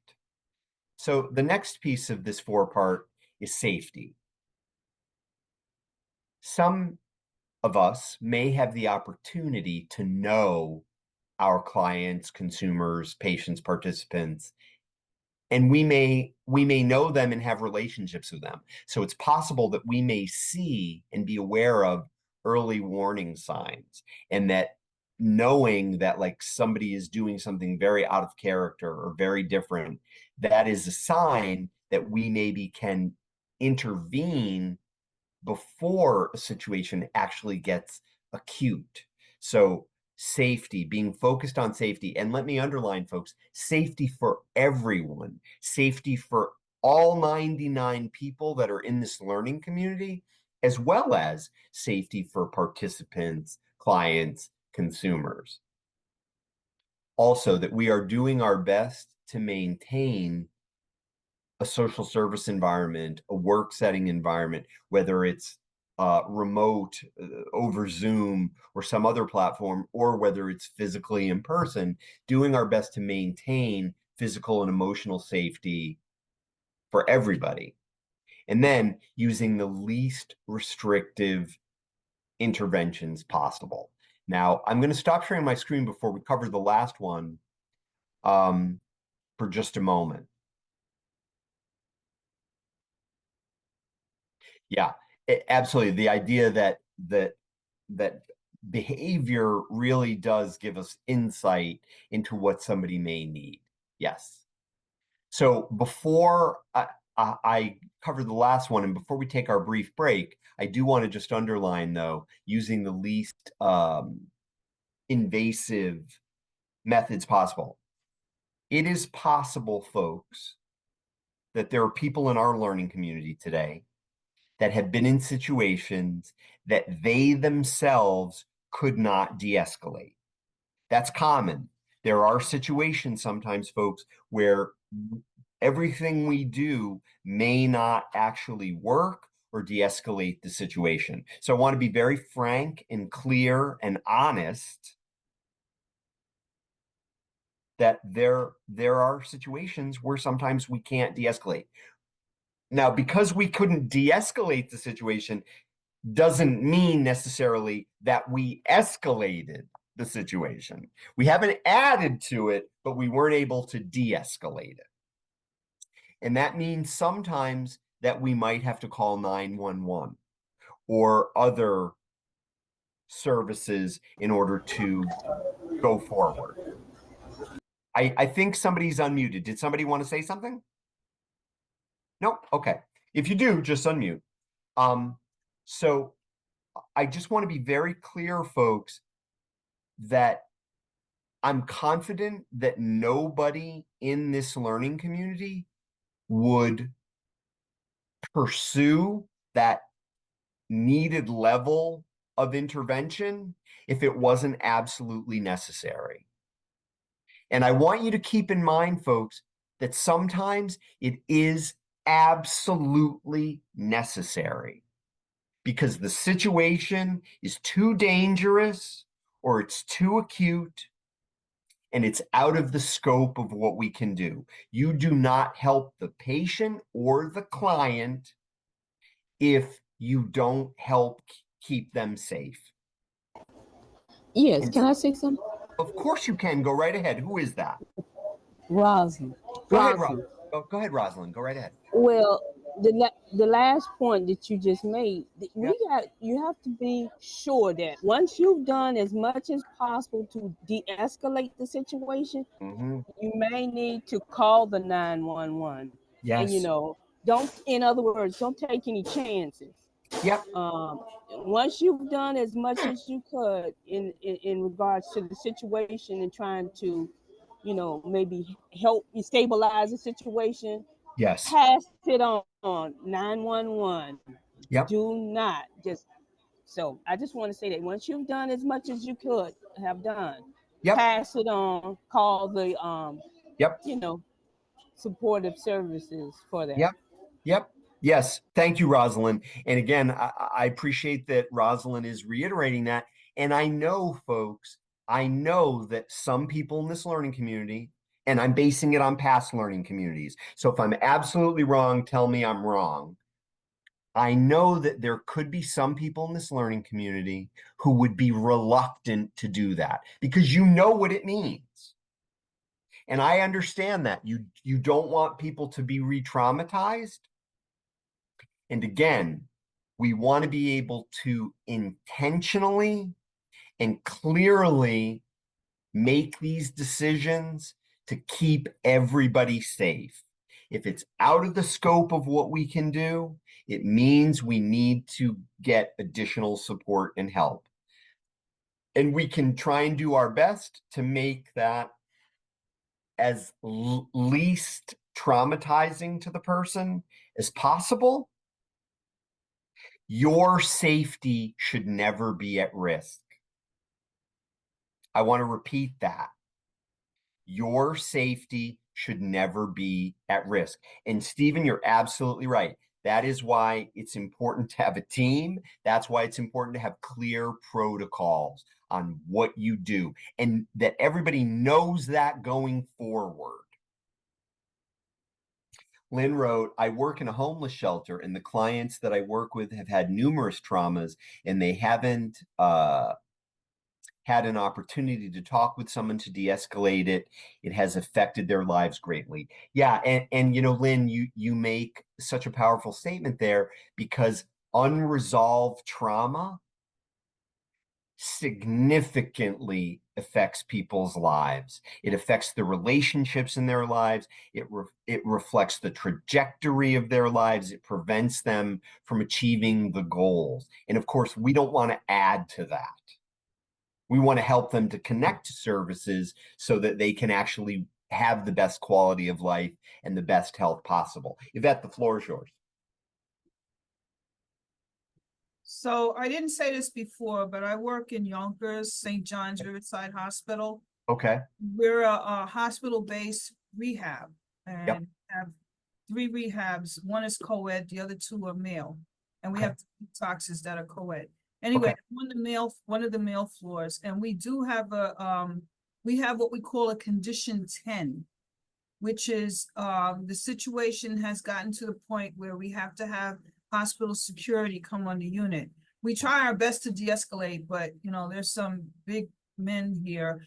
We're mostly women on the unit, and some of the guys that come up look like linebackers. So when we try to de-escalate and it's got beyond us, we have panic buttons.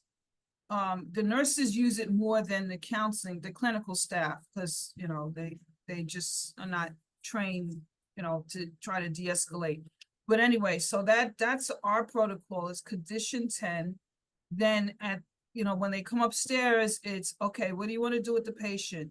Do you want to move them to another floor, which we don't like doing because the problem goes from one area to the other, or should they be discharged? So then we have to get the supervisors involved and make a decision.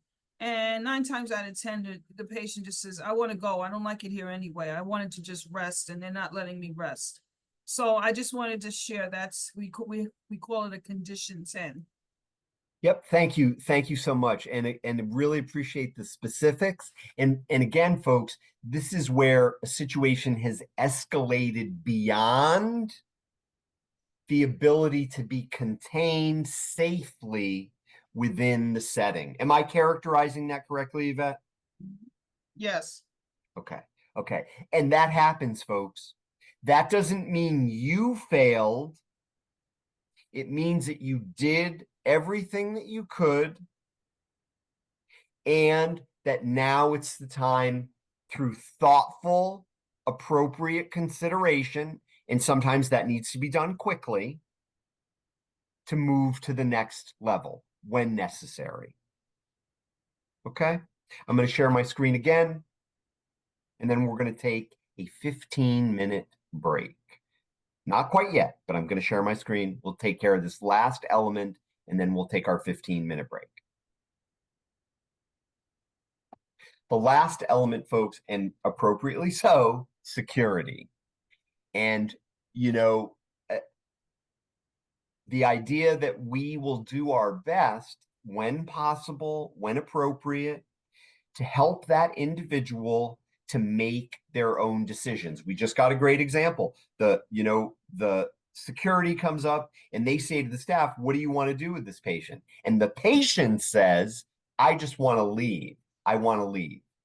And that may be the absolute appropriate thing for that patient. Again, every situation is different, but when we can, there's great de-escalating power in helping individuals to exercise their autonomy to make decisions about what's going to happen next. Sometimes that's not possible.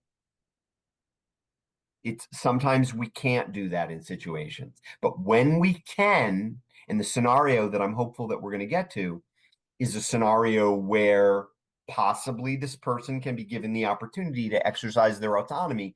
When you can help a person to exercise their autonomy as part of the de-escalation, that can help stabilize them. Also keeping in mind that we are going to work as best we can to honor this person's best interests. That we're going to do our best to carry out and to choose ways of interacting and responses that are for this person's desired goals or what it is they want. And also doing our best to communicate verbally and non-verbally that we will do our best to communicate respect to this person, sometimes in the face of their disrespect. And again, I want to underline, your safety should never be in question. And let me state this for the record. Workers, you are not a punching bag. So abusive, belligerent behavior is not acceptable. And we do our best to communicate that we will try and come from a place of not being triggered and reactive, and we will come from a place of attempting to be intentionally respectful. So a couple of things in the chat before we take our break. Barbara writes, yes, we give the patient a choice to leave on their own, or we would have to call 911 to escort them from the building. Yvette writes, we only use 911 when the patient becomes combative, i.e. throwing furniture, fighting. Yeah, because that's just not safe for anybody. Understood. And Tiffany, we are about to take the break. Rachel says, part of being trauma informed. Yes, yes, because de-escalation ultimately is on the side of trauma informed care. We do not want to re-traumatize people, because that re-traumatization escalates the situation. It creates harm. We don't want to do that. Folks, I can't thank you enough for your focus and your contributions. What I'm going to invite us to do at this particular moment is let's take a 15-minute break, and we will come back and read what Stephen and Sonia wrote in the chat. But let's take a 15-minute break, and please be back in 15 minutes. Don't log off, just turn off your camera, turn off your microphone, and we'll see you in 15 minutes. Have a wonderful break, and thanks very much, everybody. We'll see you in 15.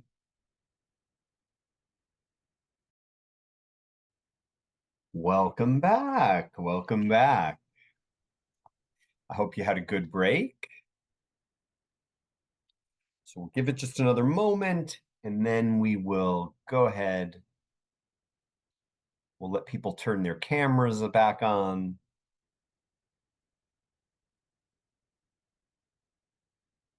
Excellent. All right. So folks, I wanted to start with what Stephen and Sonia put in the chat. And Stephen writes that I am a private practitioner, and I realize I need to have a protocol. Yeah. Did you want to say something about that, Stephen? Yeah, just basically that I realize, I've been in private practice for several years, and I've never really put together a team that I can go to do these things, to do the, I've done it kind of informally, but I really should have something in place where these are the people, these are my go-tos. These are the people that I can go to if I need to de-escalate the de-escalator, if you will. And that these are the people that I need, I need in my circle in order for support. Because there are certainly times, that I can think of in the time I've been in private practice where I have left that day and realized that I did not leave the job at the office. I took it home with me. And when I worked in an agency, there was a clear protocol for how we were to deal with our own stuff. So there was some emphasis on self-care. Yes. And the idea of tapping out, absolutely. That you could feel free to go to a colleague and say, "Hey, I'm about ready to take his head off," and I realize I'm not going to be helpful in that situation. So how about we switch roles? This is when I worked in a supportive living house for persons on the spectrum. Yep. And violence was not an uncommon event. And yeah, and frankly, at times it really felt like the agency, even when it was clear that we were not capable of providing the appropriate control and support for an individual, we were expected to keep them anyhow. Yep. So getting back to my issue in regards to private practice, I'm just realizing that I need to have my own set of written protocols. Yep. And you intend to be intentional about that as opposed to informal about it. Exactly. Okay. Absolutely. Thank you so much. And you know what you said, Stephen, relates to what Sonia also wrote in the chat. And Sonia wrote, it is emphasized that self-care is very important. However, we have to carry out extra cases due to the absence of other coworkers who are on leave, etc. The caseload becomes so overwhelming we can't even take a day off. If not, the work will not get completed. Therefore, we get burnt out. And again, Sonia, you're making such a clear connection between workload, inability to debrief, inability to sort of share the work, and the result of that. And the difficulty, you know, burnt out, writing burnt out in the chat doesn't describe the depth of harm that workers can experience, in the sense that sometimes people get emotionally and physically ill as a result of the work. Sometimes people decide they have to change careers, so it's a loss to the field. So again, this idea that de-escalation is a very intense part of the already intense work that some people may be doing, and the importance of self-care, and again, finding your way into managing that, even in the face of an agency, a program, or an organization that may not even be paying lip service to that. They may just have expectations that you're an endless, ability to do what you do. And somebody said it earlier, and I appreciated that they said it, we're human beings doing this work. And it's one of the best things we have to offer in terms of doing this work, that we are fellow human beings, and we need to protect our ability to do this work. So having said that, I'm going to share my screen again as we come back to start bringing our conversation about de-escalation to a close for our time together today, is the idea that I don't know if people are familiar with this quote by Maya Angelou. And if you are, and you know the last line, can you write it into the chat? It's particularly relevant to de-escalation. I've learned that people will forget what you said, people will forget what you did, but people will never forget how you, and so far one person has put it in the chat, how you made that, two people, how you made them feel. Yes, that is exactly the quote. And it's relevant. Oop, hold on, I'm going to use the magic of Zoom to show you, confirm what people have put in the chat. Yes, it is. They will never forget how you made them feel. And that's particularly relevant. And we started talking about this earlier, but when someone is in an escalated state, they may completely forget or not be able to take in or understand what you said.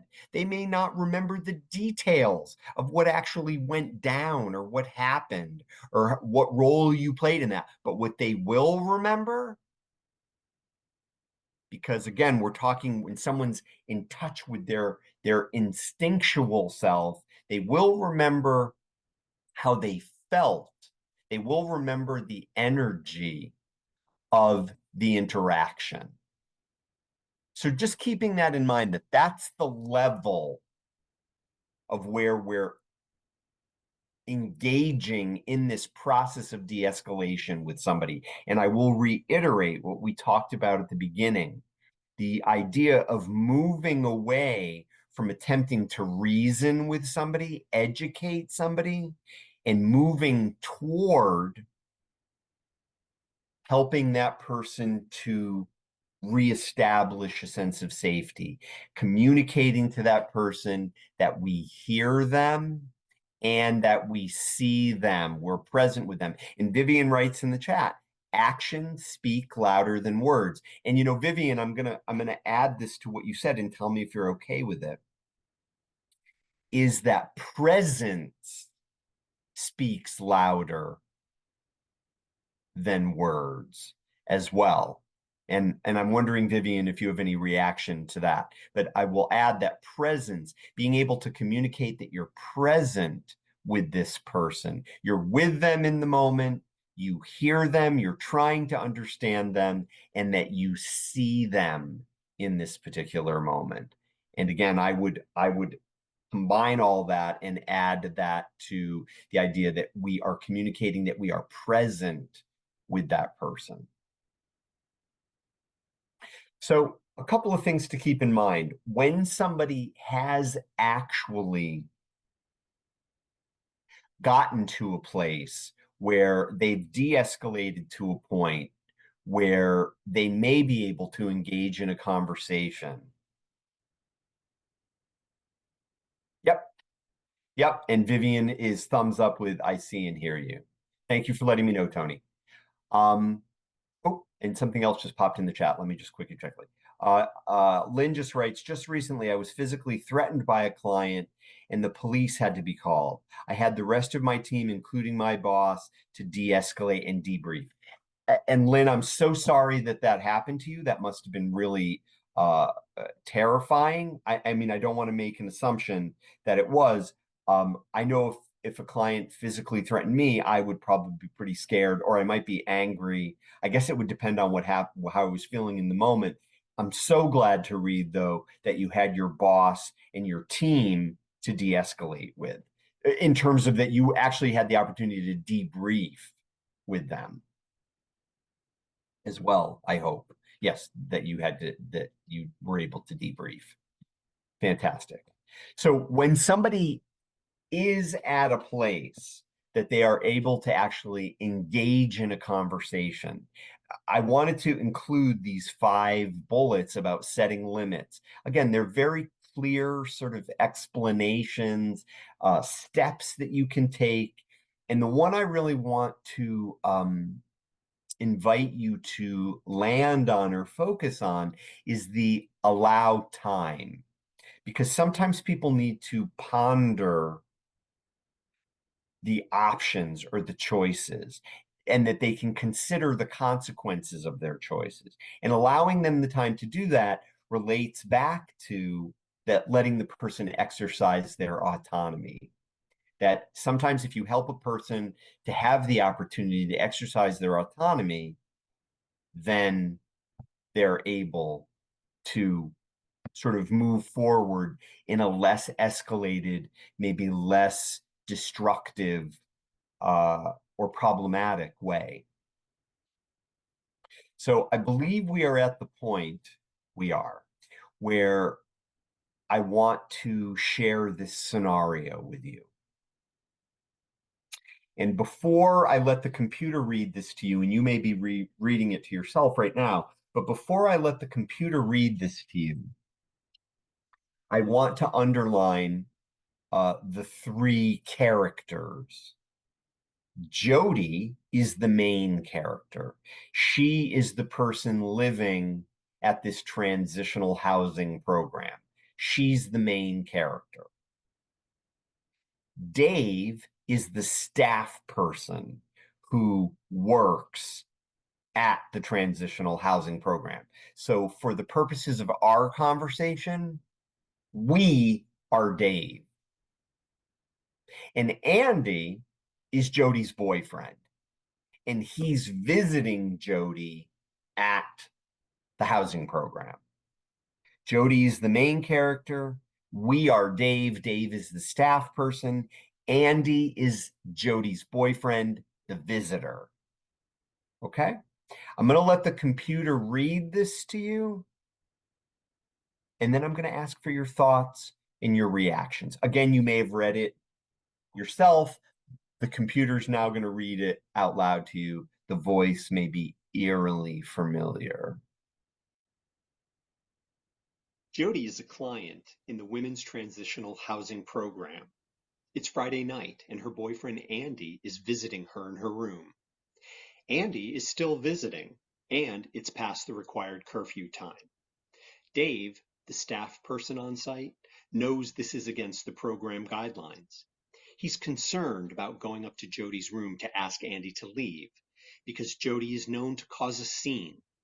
So far, it's been a quiet night, and Dave wants to keep it that way. So, folks, that's the scenario. Okay? And remember, we are Dave. So my question to you is, any thoughts, any reactions about that scenario, any red flags, anything in particular that jumps out to you, anything that you would comment on in regard to that particular scenario?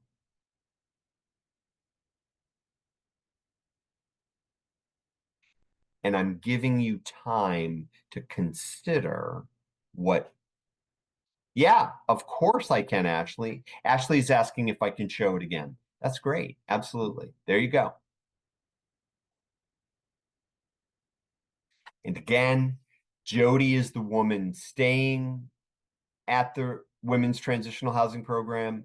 Dave is the staff person, and it's time for visitors to leave. And Andy is the boyfriend, Jody's boyfriend. He's still there. And Dave is a little concerned about going up to talk to Jody about where things are, because there's a history of her being known to cause a scene. And, you know, Dave wants to keep things kind of quiet this evening. He doesn't want anything to escalate.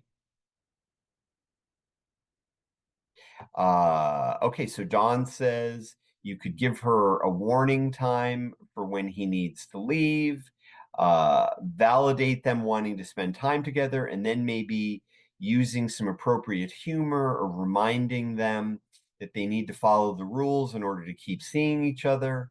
And Ashley, I agree with Dawn, providing a warning when time is over. Okay, okay. Oh, and something else just popped in. Rebecca says, if there is an intercon system, possibly doing a gentle reminder that visiting hours and curfew time is over. Rose says, respectfully give her 5 minutes and let them know that they can visit again soon. Sean says, if she's known to cause a scene, what reminders of the rules are present before the friend goes upstairs? Okay. Lauren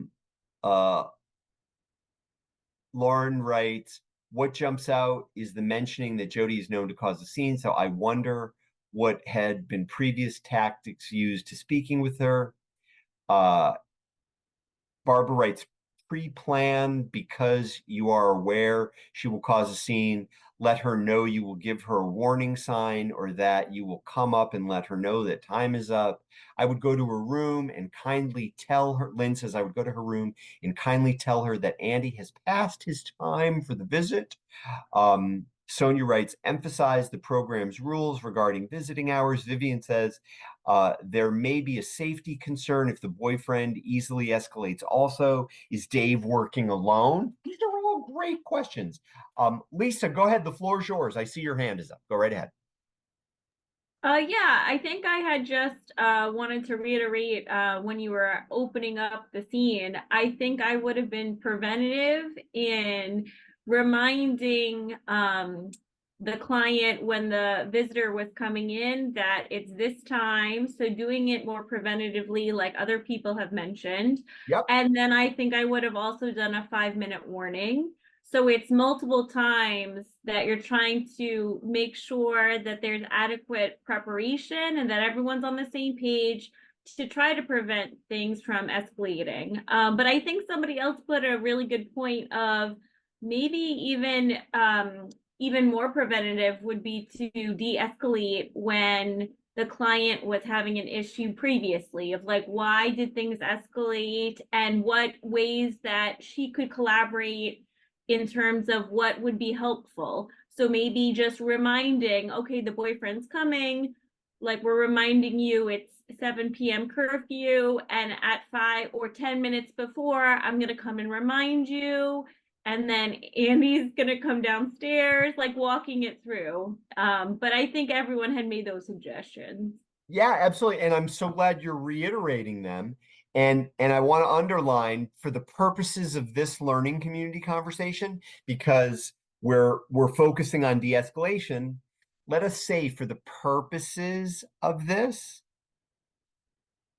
that all that was done. All that was done. And Andy's still there. So we're Dave. Jody was reminded. Andy was reminded when he came in. There was an intercom system. We announced that it's 5 minutes. Please start saying goodbye to all your guests and walking them down to the lobby. The expectation is that everybody, all guests will have exited the facility, you know, at 7 p.m. All that was done. Okay? And Stephen writes, "You're nasty, Paul." Well, maybe I am, Stephen. I don't know. And let's also just say, and Vivian writes, "Briefly shut off the power." We don't want to resort to that. And I want to underline, there's such great strength in this preliminary reminding work that you're suggesting. That's fantastic. I'm glad you're thinking about that. I also want to underline a couple of people wrote that, you know, is Dave working alone? Is there somebody that he can check in with? And Yvette writes, isn't security there at the facility? And yes, there is security at the facility.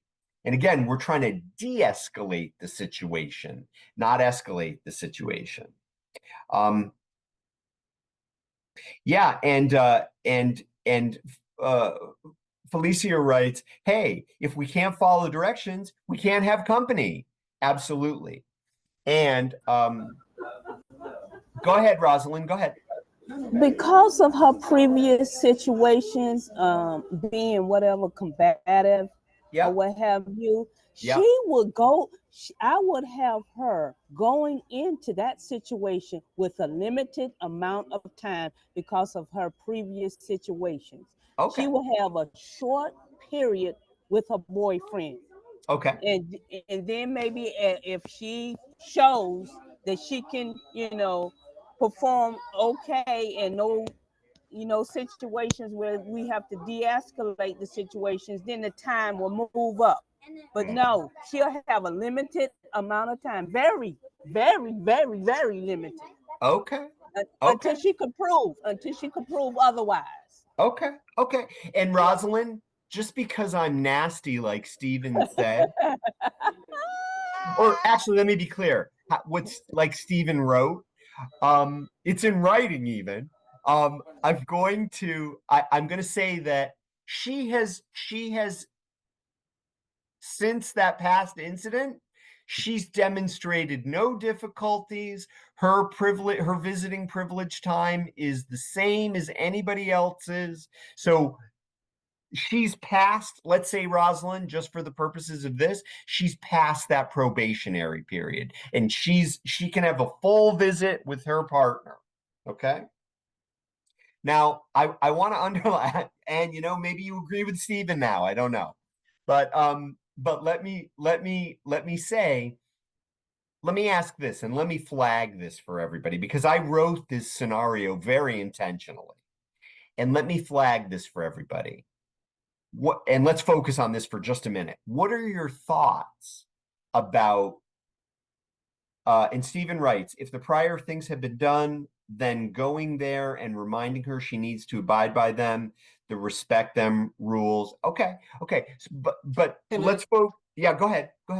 My camera is broken, so I apologize. Not a problem. Go ahead, Gloria. I once worked in a place that I witnessed someone was we were stuck in trying to get the person to leave the space, and they were very heightened, and they were there were two workers that we were sort of like holding the space and kind of like making them, trying to make them leave theoretically.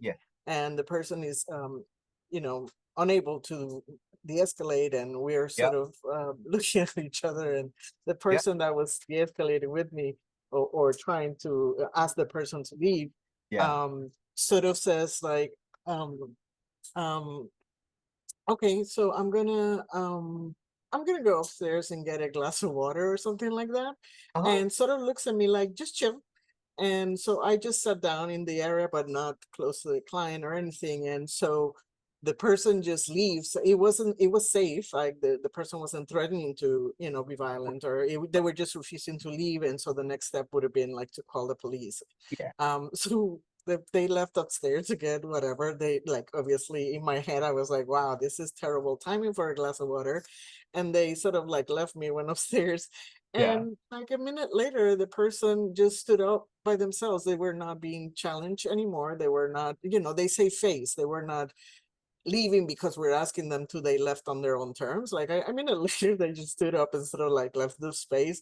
And my coworker ran back. They were watching through the cameras. They came downstairs and they were like, I was just giving them a chance to live on their own. And I was pretty amazed. I've never seen that happen before. And not sure that I would have come up with that or been able to do it myself, but it was pretty amazing to watch. And kind of just save face, like the person was able to leave. And we did have 3 more minutes to wait before we called the police. No one was, at least in certain spaces, we don't want to call the police. And it was something that I was able to watch. Unfortunately, I'm gonna jump right up because I have someone coming into the office, so I just wanted to share that. Thank you so much, Gloria. The old I'm going to go get a glass of water strategy, which I've never heard of before. But again, I want to underline what Gloria is saying about the idea that, we can help people to save face.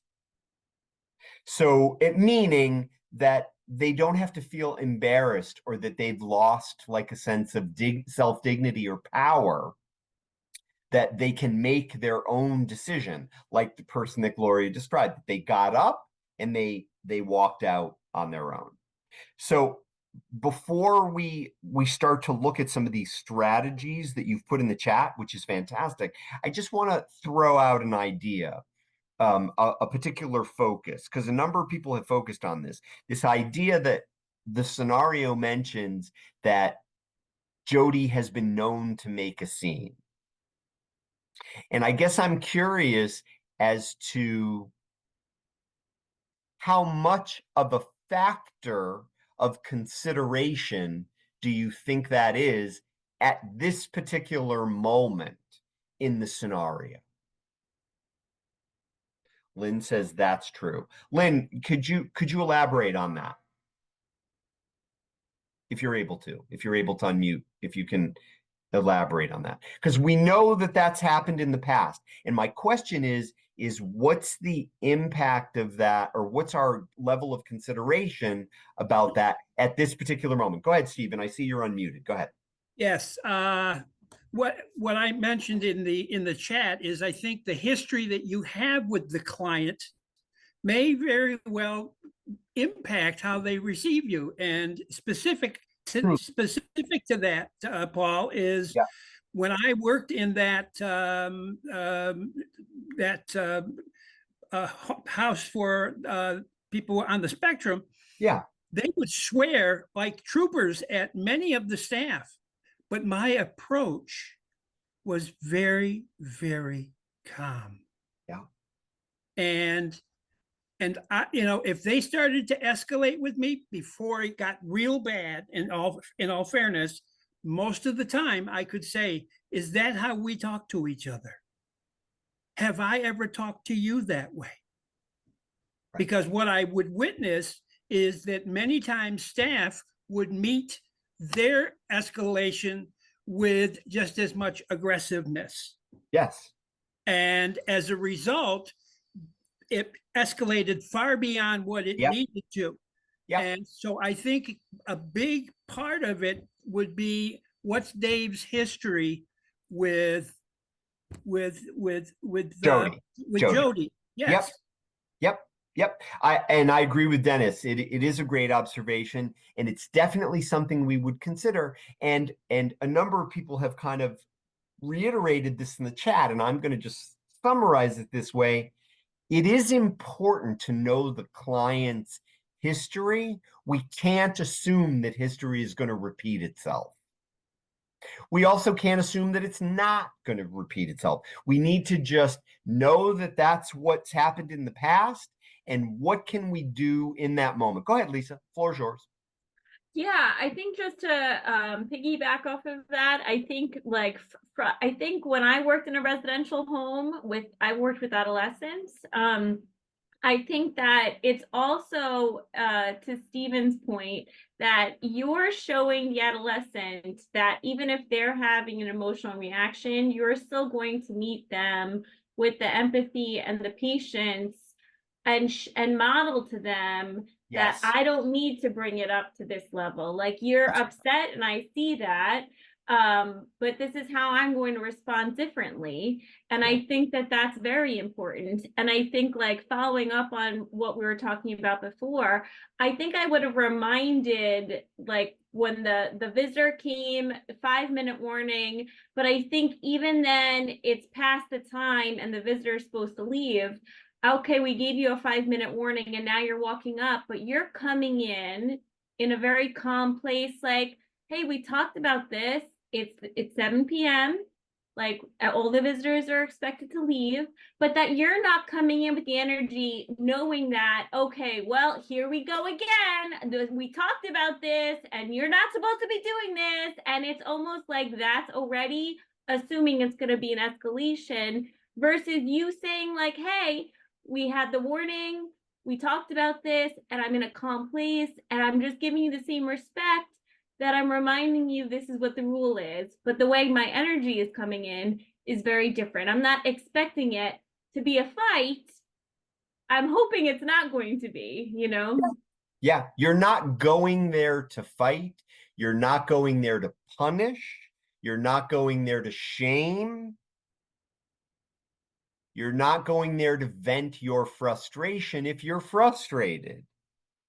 You're going there, hopefully, to de-escalate a situation preemptively, and you're going there to make sure that the facility is safe, because all guests need to leave at 7 p.m. Lindsay, the floor is yours. Yeah, the thing that keeps coming up for me is, like, the safety and security of everybody. Yes. So, like, if the staff is feeling unsafe addressing the client because of previous outbursts, like, that's actually a problem that needs to be addressed probably in a different way. So if the people that we're working with are creating an unsafe environment for other clients or patients or even staff, then it's not okay. Like, we have to be able to have those conversations. And also, when we have those conversations, we anticipate growth, right? That's why we're doing what we're doing. So they've learned from previous behaviors, and we anticipate that this will not turn into this chaotic night because in the past she's gotten loud or whatever, right? So May I cut in? You may. Go ahead, Tiffany. Yeah. See, that's my issue with certain situations where I find that some employers or employees that's where the condescending part comes in. Yes. And that's what constantly, it's like a perception. Oh, here comes so-and-so's appointment. And it's like an automatic, hello, how can I help you? And it's just, that energy is so nasty. Like, what do you expect that client to say. And it's like sometimes employees expect clients to come in like trained dogs. Yes. You come in, you sit down, you fill out your paperwork, and if you say anything outside of A, B, and C, I'm calling security. And it's so sad and demeaning. And Yes. it's like, this is why a lot of people refuse to even seek help. Yes. Yes. And I'm one of those people. I'll tell you the truth, because I cannot stand it when, even like, if I go in to sign in and you're being totally extra and it's unnecessary. And if I don't play ball with you, then I have to suffer. Yes. You know, if you're like, hello, how are you today? And I'm like, I'm here for my appointment. I said, hello, how are you? I'm here for my appointment. Like, sometimes you greet people when they're at your door, you know, and it's sometimes at work, if you see that person's energy, it can just be so simple as, you have an appointment today? Okay, here's your paperwork. Let me know when you get done. If you need any help, just give me a call or what. But some people like to take it there and push buttons. It's like it makes that individual's day to get you triggered on the other side, to have something to talk about on a coffee break. I've seen it. I've been a part of it on both sides. Yeah. And I don't think it's right. Yeah, thank you for sharing that, Tiffany. And let me clarify something here. That, folks, is clearly inappropriate service, and that is escalating. That's not de-escalating. And that's intentionally escalating in order to exercise power or whatever. And frankly, absolutely. And frankly, anybody who is engaging in that kind of behavior, either because they're burnt out or for any other reason, those folks, I would say, are folks who really need either to be thinking about doing different work or they need some pretty significant supervision and guidance around why it is they're actually doing what they're doing and how to most effectively do that. So I want us to go back just for a moment, though, to this idea of what our approach is going to be with Jody. And I'm wondering, and Lisa, I'm only asking you this because you did comment a couple of times, and I mean, a number of people have, but I'm wondering, do you feel like you have a pretty good grasp on like who Jody is or how she might present? Do you feel like you kind of understand her? Yeah, sure. Yeah, Okay. I mean, I feel like yes. Do you think you could be her? What, like for a role play? Yeah. Sure. Would you be willing? Sure. Okay. Okay. And again, really, try and come at it from her perspective. And I'm going to be Dave, but everybody else in the learning community is going to be Dave with me. So I may need to ask for help. Okay. And we're going to do our best to see how I can possibly intervene. And then we'll talk about it.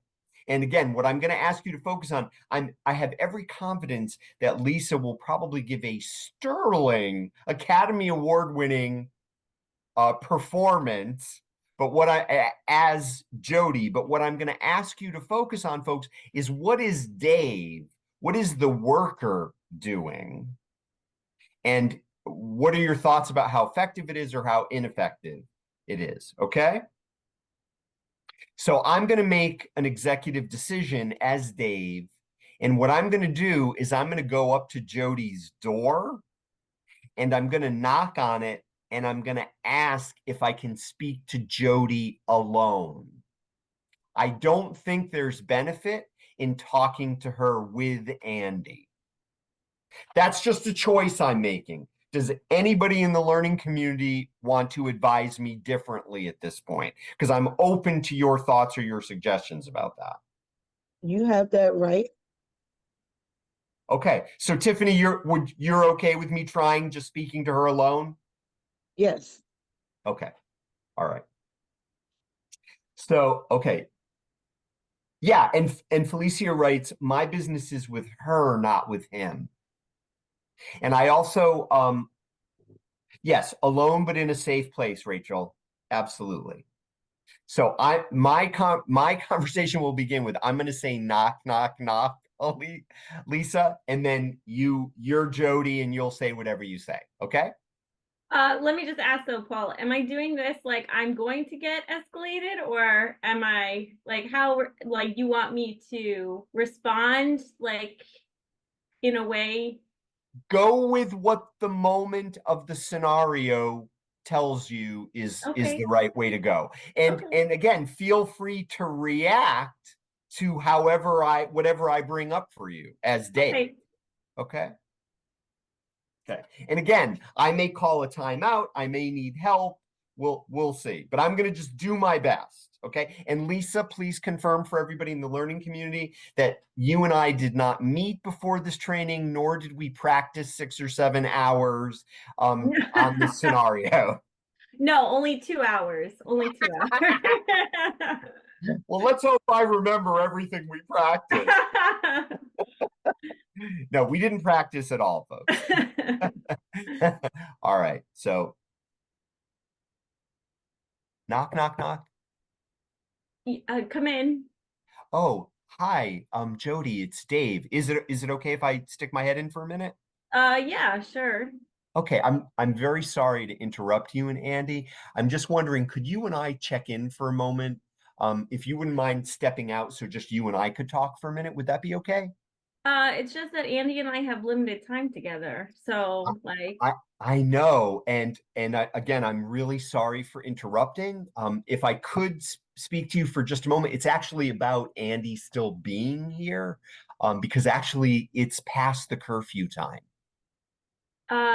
yeah, I know, but I just feel like, you know, we only have limited time together, and so it's like very frustrating. So like now we're having this whole conversation when I could be spending more time with Andy. Understandably, and I'm really sorry to interrupt the time that you have with him, and I'll give you another little bit of time. I want to make sure that you're going to be able to continue to spend time with him in future visits. And that's actually why I came up here, because I want to make sure that he's going to be able to come back and spend more time with you. So would it be okay if we just spent a moment and figured out how to go forward from here? Yeah, I can come and talk to you, but it's just like this is why I get so frustrated, because it's like, you know, like I feel like we only have a limited time together and everyone's always talking about the rules, and it's so annoying and it's so frustrating. It is. And you're right, it's cutting into your time right now. And again, I wanted to make sure that I checked in with you just to remind you that it is the curfew time. And I want to assure that he's able to come back tomorrow or whenever he wants to come back. So I just wanted to let you know it is actually past the curfew time. And actually, Andy does need to leave right now. Yeah, I just think it's just this whole thing is so frustrating. Like I wish we didn't have to do this. Like I feel like everyone else has their visitors, and it's like, you know, sometimes I feel like I'm being signaled out. Like it's ridiculous. Yeah, and I want to assure you, Jody, that everyone else is, you're right, everyone else can have their visitors, and all the other visitors have actually left the building because, of course, we want at 7 o'clock is when the visitors leave, and we want to keep the building safe for everybody, and we want to make sure that people's visitors can come back in the future, and that's why we have the curfew. Yeah, it's just really annoying because it's like, you know, I just want to be able to spend time with Andy, and this whole situation is frustrating. Yeah, and your goal is to really to be able to spend as much time with Andy as possible. And I want to work with you to make sure that he can keep coming back here. Yeah. No, I hear you. That makes sense. Okay. So if it's okay with you, and tell me if this works for you, how about if you and Andy take another 10 minutes, you can say your goodbyes, and then if you'd be willing to, could you walk Andy down to the front desk just so I know that you've checked him out, and then, you know, everything will be pretty much taken care of. How does that sound to you? Yeah, that sounds good. Okay.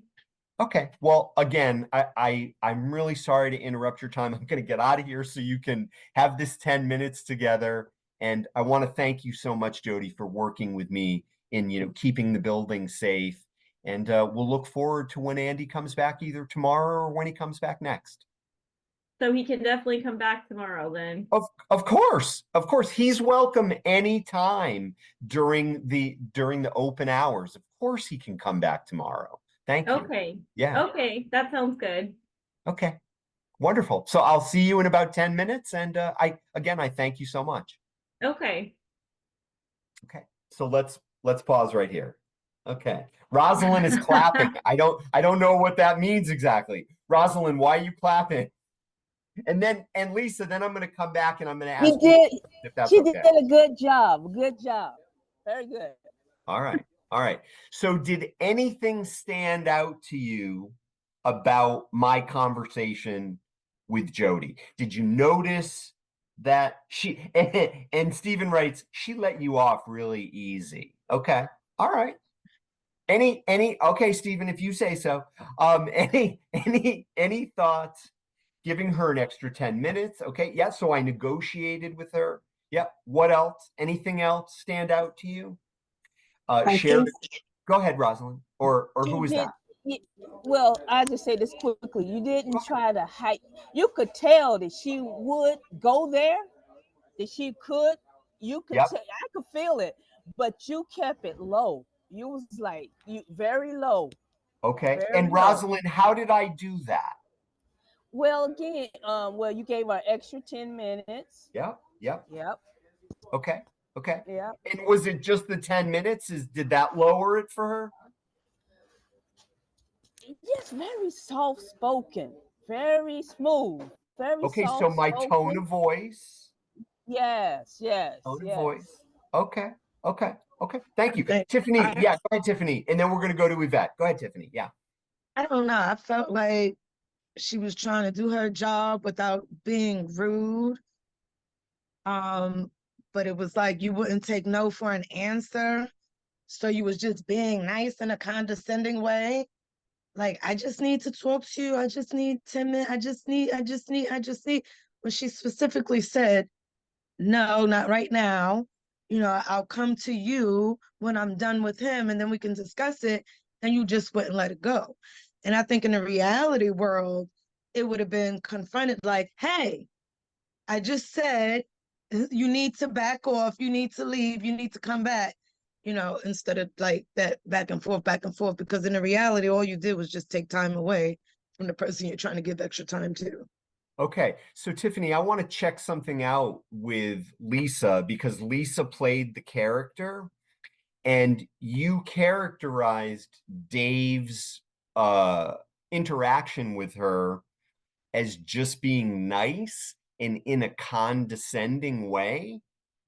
And I just want to check that out with Lisa if that's how she experienced it. Because, and again, I can, and Lisa's really the only person that can answer this, because if she felt condescended to, I want her to communicate that. Because I will acknowledge in my role as Dave, I was not in any way attempting to be condescending. So I just want to check in with Lisa to ask her if she felt that at all. And if she did, I would want her to say so. So Lisa, did you feel that I was being condescending to you? No, but I think to Tiffany's point, I think that, yeah, you didn't escalate it, but also you didn't let it go, which Correct. Listen, I've also seen staff where it could go either way. It could become like they get really escalated and then it escalates the situation. Yep. Or staff are timid and they don't know how to deal with it. So they just do, okay, fine. Okay, you do it. And then it just escalates it eventually anyway. Right. So I feel like the fact that you kept a boundary of like, yes, but we still need to talk. I know you're upset. I know you're frustrated, but we still, to me, I feel like that's the boundary of like, I can't let this go, but we have to talk about it. But I didn't feel it was condescending. Okay, and thank you for your feedback in regard to that. And let me be clear about something, folks. And Tiffany's absolutely right, and Lisa's affirming this. I did not let it go because as the staff person, I can't. My role is to assure that the procedures are followed. If Dave would have just simply said, yeah, no problem, he can stay as long as he wants, Dave's not doing his job. So de-escalation is not like basically rolling over. De-escalation is not escalating the situation and holding the boundary as well. I think what you did is you just affirmed her feelings in a way that you gave her the platform to be able to be heard, but you still gave her clear-cut boundaries, which she respected because she understood that it wasn't anything personal from you to her. She had to follow what she already knew she had to follow, but you did it with a grace where you gave her a second to hear her. Okay, thank you. Thanks for jumping in. Yvette, thanks so much for your patience. Go ahead, the floor is yours. I didn't see you as condescending at all. You reminded me of how our director approaches when she just de-escalates, but I really think it depends on the patient or consumer, as you call them in other facilities. Yes. Because I have seen her, and we try to de-escalate too, where we try to de-escalate, they're not hearing, and then the profanity starts, and get out of my face, you be, I'm gonna F you up, and all of that stuff. So I think it depends on the patient. I think you did de-escalate her because she appeared to be the type of person that wasn't going to escalate to the point where you had to take it to another step. So, I like I said, I didn't see you as condescending. I saw you met her where she was rather than, escalating it more. Okay, thank you. And I want to thank everybody who's putting the things that they're also putting in the chat. I want to emphasize two things in particular. And, I invite you to consider these as takeaways. And honestly, I wish we had another hour and a half that we could spend together. Alas, today we don't. Maybe in the future we will. But I want to underline two things that I attempted to demonstrate with Lisa as playing Jody. One of those was my tone of voice. I tried to use a tone of voice that was clear, but calm. A tone of voice that was not escalated, that was not accusatory, that was not judgmental, that was not there to let her know, you're not following the rules. Okay, so I tried very clearly with my tone of voice to communicate, hey, I'm here to work out a solution with you. A collaborative tone of voice. The other thing, and I meant that authentically, I meant it sincerely. It wasn't just something I was putting on. The other thing that I tried to do, and maybe I did it effectively, I don't know, I'll let you be the judge. Maybe I didn't do it as effectively, is I tried to communicate to Lisa that I was trying to understand what was most important to her. And what was most important to her, as I understood it, was that she have as much time possible with Andy as she could get. So even this conversation was an interruption of that. So her time with Andy was important. And I tried to communicate to her that I heard that and that I was understanding that. And I wanted to work with her to make sure Andy could come back and have more time with her. So those were the two things that I really, really tried to focus on. Yeah, absolutely, Felicia, understanding her needs. And her need is to spend time with Andy. Okay? Shared common goal. Yeah. So there's only one other thing I'd like to share with you at this particular point, and you can apply this. It's in the slides, and we're going to send you a handout that will follow after this, which is intended to be like a post-learning community opportunity if you're interested in it. And this model is called the ABC model. And it's a quick way to take a snapshot of how somebody is in a particular moment. The A stands for affect. What sort of feelings are they expressing? What's their emotional state at a particular moment? The B is their behavioral functioning. What is their behavior like at this particular moment? And C is cognitive state. What is their thinking like? What is their speech like? How are they talking at this particular moment? What are their ideas in terms of, are they making sense? So A is for their affect, their feeling state. B is their behavioral functioning, and C is their cognitive state. We're going to give you a scenario, which is called Philip at the front desk. And you can look at this scenario and you can use the ABC model to look at Philip's behavior, the client, and you can also look at Barbara, the worker's behavior. Okay? And I'll be a spoiler and give you a little bit of a spoiler alert that the scenario shows how Barbara's behavior and her tone are escalating the situation as opposed to de-escalating. And you can use the scenario to kind of think through or share it with a colleague about how, yes, this training is being recorded, Cindy, and people can have access to it if they want to. So you can apply this particular model, okay, to the behavior of anybody. So what are somebody's feelings like at any particular moment? What is their behavioral functioning and what is their cognition? And that can give you kind of a sense of the landscape of where this person is at any particular moment. Okay? So that's a tool that I wanted to make sure that I just reviewed with you so you can apply it if you want to look at it with this particular scenario.